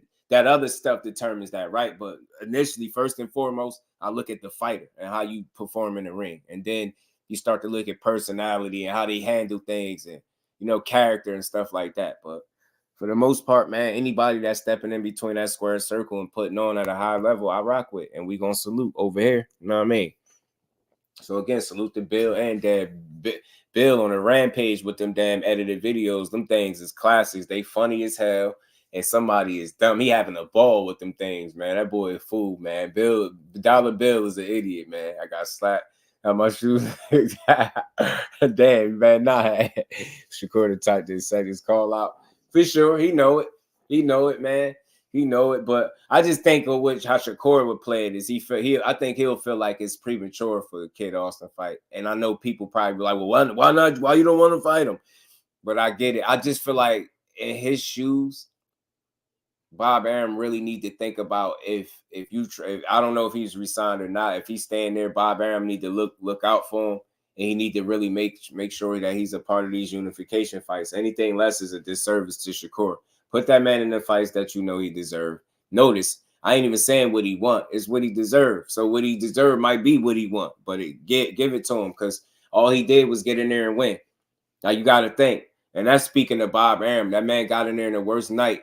When y'all probably thought, when you yourself thought he was pulling out of the fight, you thought he was going to not fight, and he did it anyway. You sent him to a number of specialists. That man really went in there and fought and won that damn belt under your banner, on the banner of Top Rank. Win, lose, or draw, bad performance or not, he went out there and performed. And the worst, you got to look out for that man by putting him in the fights that make sense for him. You know what I mean? And that's what matters. Put him in the right fights, man. Don't hold. If you gonna sign that man, if you want him to resign to Top Rank, and you trying to push him, promote him, and push him the right way. I mean, I love Bill, goofy ass. Yeah, he funny, bro. He funny. He good for boxing, I think, bro. I think Bill is good for boxing. For people that don't know me in the chat, like Shakur spend our money on. So yeah, cuzzo, and we talk about how we enjoyed that fight too. Nah, man, people can be tough critics on them, man. You can be tough critics, man. Everything we said, I appreciate the dialogue and the diversity, man, that you provide, because you got different insight from me. You know what I mean? You keep me on my toes. So, you know what I mean? It's all good over here, man. You know what I mean? And I know you rock with him because you was right there enjoying the fight with me. We watched him punch on somebody together. You know what I'm saying? You know what I mean? But for sure. And that, again, cuzzo, and for everybody else in the chat, family, this is why we have our opinions, because we're willing to spend our money. I feel like anybody that's willing to spend money on a product and support it can have an opinion on it. I don't think you should tear it down with your opinion, and I don't think nobody does that in here. But I think if you really get behind the product in the sport of boxing like we do, we up here every day talking about this stuff, bro. We spend our money, we spend our time, our money, our energy, focus. Like we argue, you know what I mean? People be offering up fades over the internet over these fights, bro. We junkies, man. You know what I mean? Kid Austin, number 4, Santos, number 3 in the WBA. Oh, Ah, man, hey man, you talking something, man. You saying something. I ain't think about that, Zenith. That's good, bro. I want to see all the fights, bro. All of them. No, I'm not against no good fights. Dude, you seen the Shakur gas station fight? Yeah, I hated that one, Tay. I ain't like that one. I think that was one of his worst performances, Tay. Now that you mention it, shit, they talking about the De Los Santos. That was his worst performance right there, Tay. I hated that one. That gas station joint. Hate watching Lamb. Yeah. I'm critical of Tank if he's selling himself short. He's too talented. Yeah, no, I get it. I think what people are seeing, yo, listen, this is just my opinion when it comes to Tank. I think people they're looking at primarily his age, and they're looking at his age and they're connecting the age with he should have fought this one and that one by now. It doesn't matter how old he is if those opportunities truly weren't on the table or presented, or even if he pursued them. You get what I'm saying? And these people equally wanting to fight him as well. I think what you're seeing now is people got to give him the benefit of the doubt to a certain degree, right? And allow him to see what moves he's going to make, since making them back-to-back fights where we essentially know he's more of his own man, right? He's more in control of things. Let's see where the ship sails. You get what I'm saying? Like, I can't just guess that I know the destination of where his ship going to sail and where he's going to land at next, but let's at least get a man the benefit of the doubt to see if he's going to do it. We don't know what he's going to do. But if you negative already, then, you know, I can't tell you how to think and how to feel about it, but I'll say at least get a man the benefit of the doubt and see what he's going to do next. You get what I'm saying?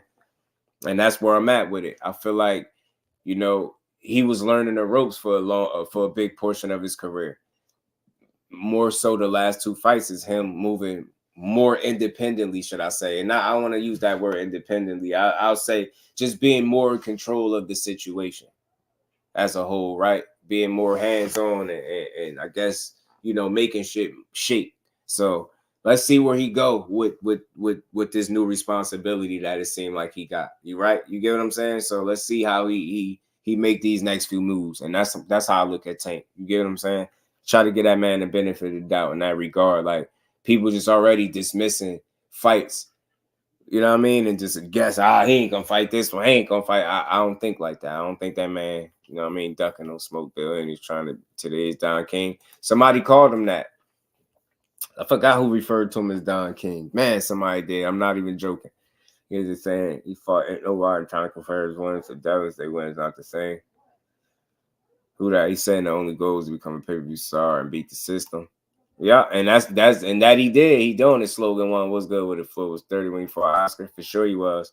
For sure he was. That's why I say just give him a second. And he was on the B side of that too, slogan. So that's why I say, like, just give him an opportunity to make this shit happen without counting them out. That's all I'm saying. You know what I'm saying?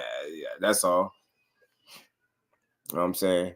But as far as comparable wins, they say he fought nobody and trying to compare his wins to Devins. They say not the same. Oh yeah, I mean people, yeah, they say Tank fought nobody, but I think that's just a bad representation of Tank Davis. I think anybody still uttering that he didn't fought nobody just don't like him. Now I'm gonna say this, and I'm gonna say this openly, and I'm gonna stand on it. To me, in my humble opinion, bro, this is no slightest shade to nobody. If you are a guy in boxing and you're pushing that in 29 fights through a number of different weight classes that he's done absolutely nothing in boxing, you just don't like him. There is no in between. There's no alternative. There's no nothing. If you're pushing that man has done absolutely nothing in 29 fights, I don't give a damn if you want to point out two and try to give him credit for it. All right, then, at least. But if you're going to tell me that man ain't did nothing at all, you don't like him, bro, and it is okay. Like, it's okay. Some people you just not gonna like, and he might be one of them. Your girl more than likely probably like him. For the ones that don't, ask your girl if she like Tank. Make sure she know him. She probably like him. You know what I'm saying? So I don't know. You shoot 27 or something. Age doesn't mean nothing. It's the words you go through. Yeah, shoot you like 26, I think. 26. Yeah. And you saying and bro saying slogan one saying Floyd was 30 when he fought Oscar, like that was the beginning of him. You get what I'm saying? Slogan, like the people not giving Tank is approaching that. Maybe that's start going that way for him too. You get what I'm saying? 31 fights, 15 of them at negative. For me, I I appreciate the maturation process. I appreciate the growth process, the seasoning. You know what I'm saying? Each fight on the resume serves a purpose now. The conversation changes because at what point do you start considering yourself elite?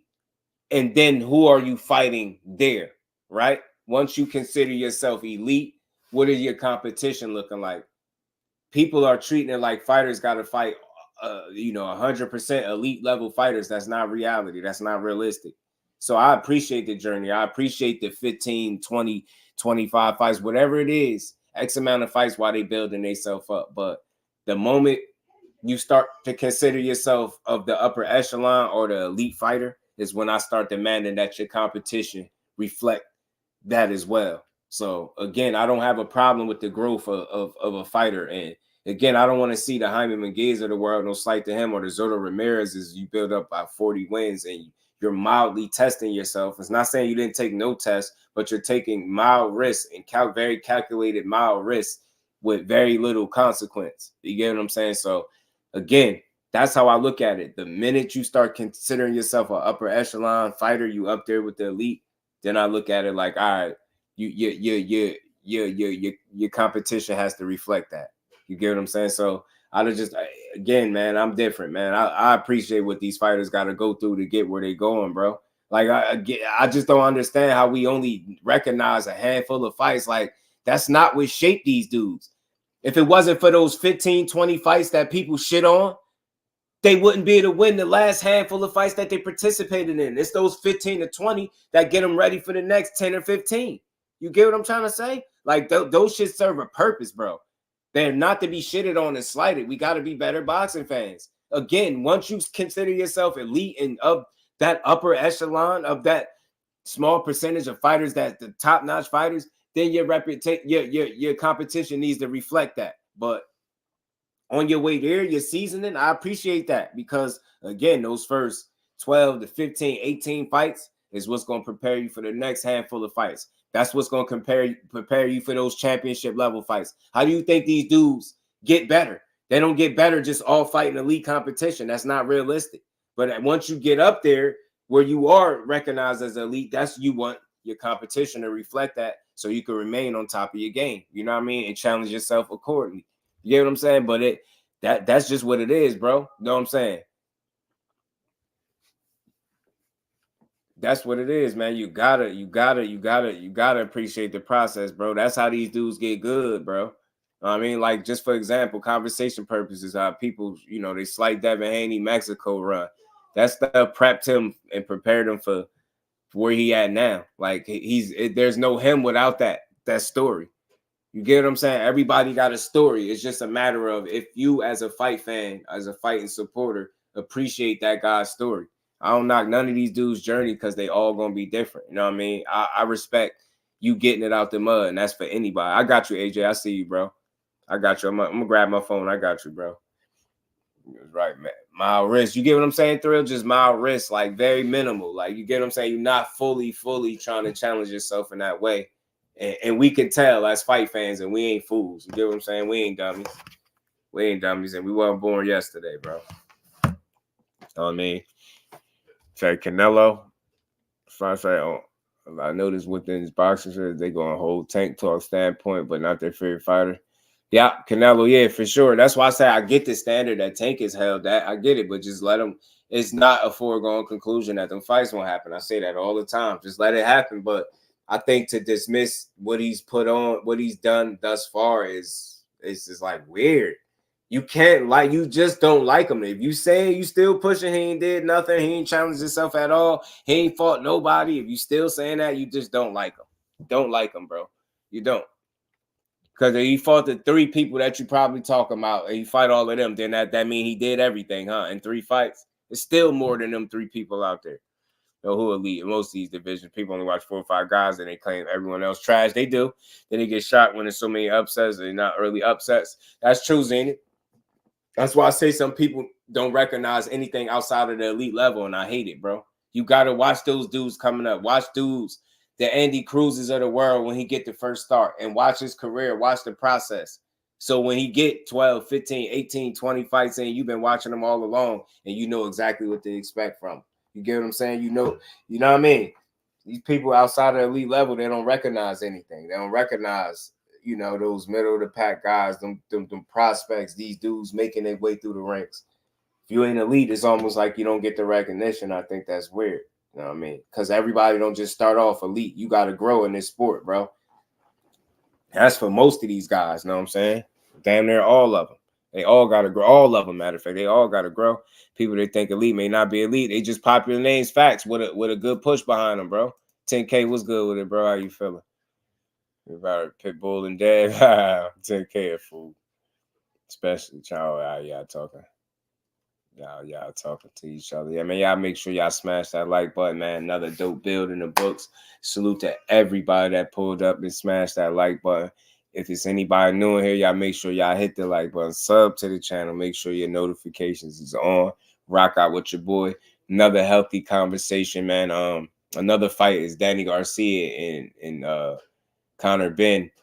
And it seems like they both interested in the fight. Eddie Hearn seemed like he interested. I wouldn't be mad at it. Why not? Let them fight each other. I think Conor Benn and Danny Garcia be an entertaining fight. Danny Garcia got a chin. You know he ain't getting knocked out in that fight. And I think he got the firepower back to make the fight interesting enough. So that's a fight that I wouldn't be against either, man, seeing Conor mix it up. It'd be an interesting scrap, him and Danny. Good to see Danny back in there, you know what I'm saying? It'd be good to see Danny back. I mean, some of these dudes just rub. Yeah, AJ, man. You know, I know how it be, man. Sometimes it's just, you know, some people just be super opinionated, but it's all love. As long as there's no disrespect, it's all love, man. And salute to everybody. I got you. I'm gonna grab my phone, AJ. I'm gonna get you right, brother. Man, but salute to everybody again, man. Dope build in the books, man. Much love and appreciation to everybody in the super chat, cash app, man. The real ones, everybody that pulled up, that stayed to the end of this show, that hit that like button. Much love to y'all. I take Danny and Conor. Me too, Zainab. I think it'll be a cool scrap. And the fact that they both, you know, Eddie seemed interested and Danny saying there's no bigger name than his, so he seemed like he with it. Danny will whoop me too, B-Dog. Give him a good old lesson. I think that, and Danny looked energetic at the higher weight at 54. He looked like he got a good bounce about him, so I like it. Know what I mean? But much love and appreciation. Y'all make sure y'all enjoy the rest of y'all night. Man, y'all see y'all tomorrow at 4. Y'all know how we build on this great boxing. Peace to the queen. Appreciate the support as always. Miss Joette, peace, queen. You have a great night. Yeah, make sure you have a great night. Miss Joette, is it a belt in that one? Is it a belt in what one? Which one? Peace to my guy, All Things, my guy, LaMarcus, B-Dog, Zenith, my cousin, Ashley's Corner, Brain Food. Salute to y'all, man. Much love and appreciation to y'all, man. We'll be back tomorrow to build. Salute to my bro J8 Dixon, man. Appreciate you, family. And you know, the week continues. We just getting started. We're just getting started. Tuesday. Man, y'all make sure y'all go check out my good brother Jay Hardcore at 8 o'clock. He gonna be all Conor Benn and Garcia. Oh, is it a belt in that one? Nah, ain't no belt. Neither one of them dudes gotta have a belt. Conor Benn versus Garcia be a good fight, though, man. I think it'd be a good scrap. Piece to Tay, Brain Food, Jay, Miss Joy, Aisha, Cuzzo, Champy, the rest of the gang, Zenith. See y'all tomorrow. Peace to the fam.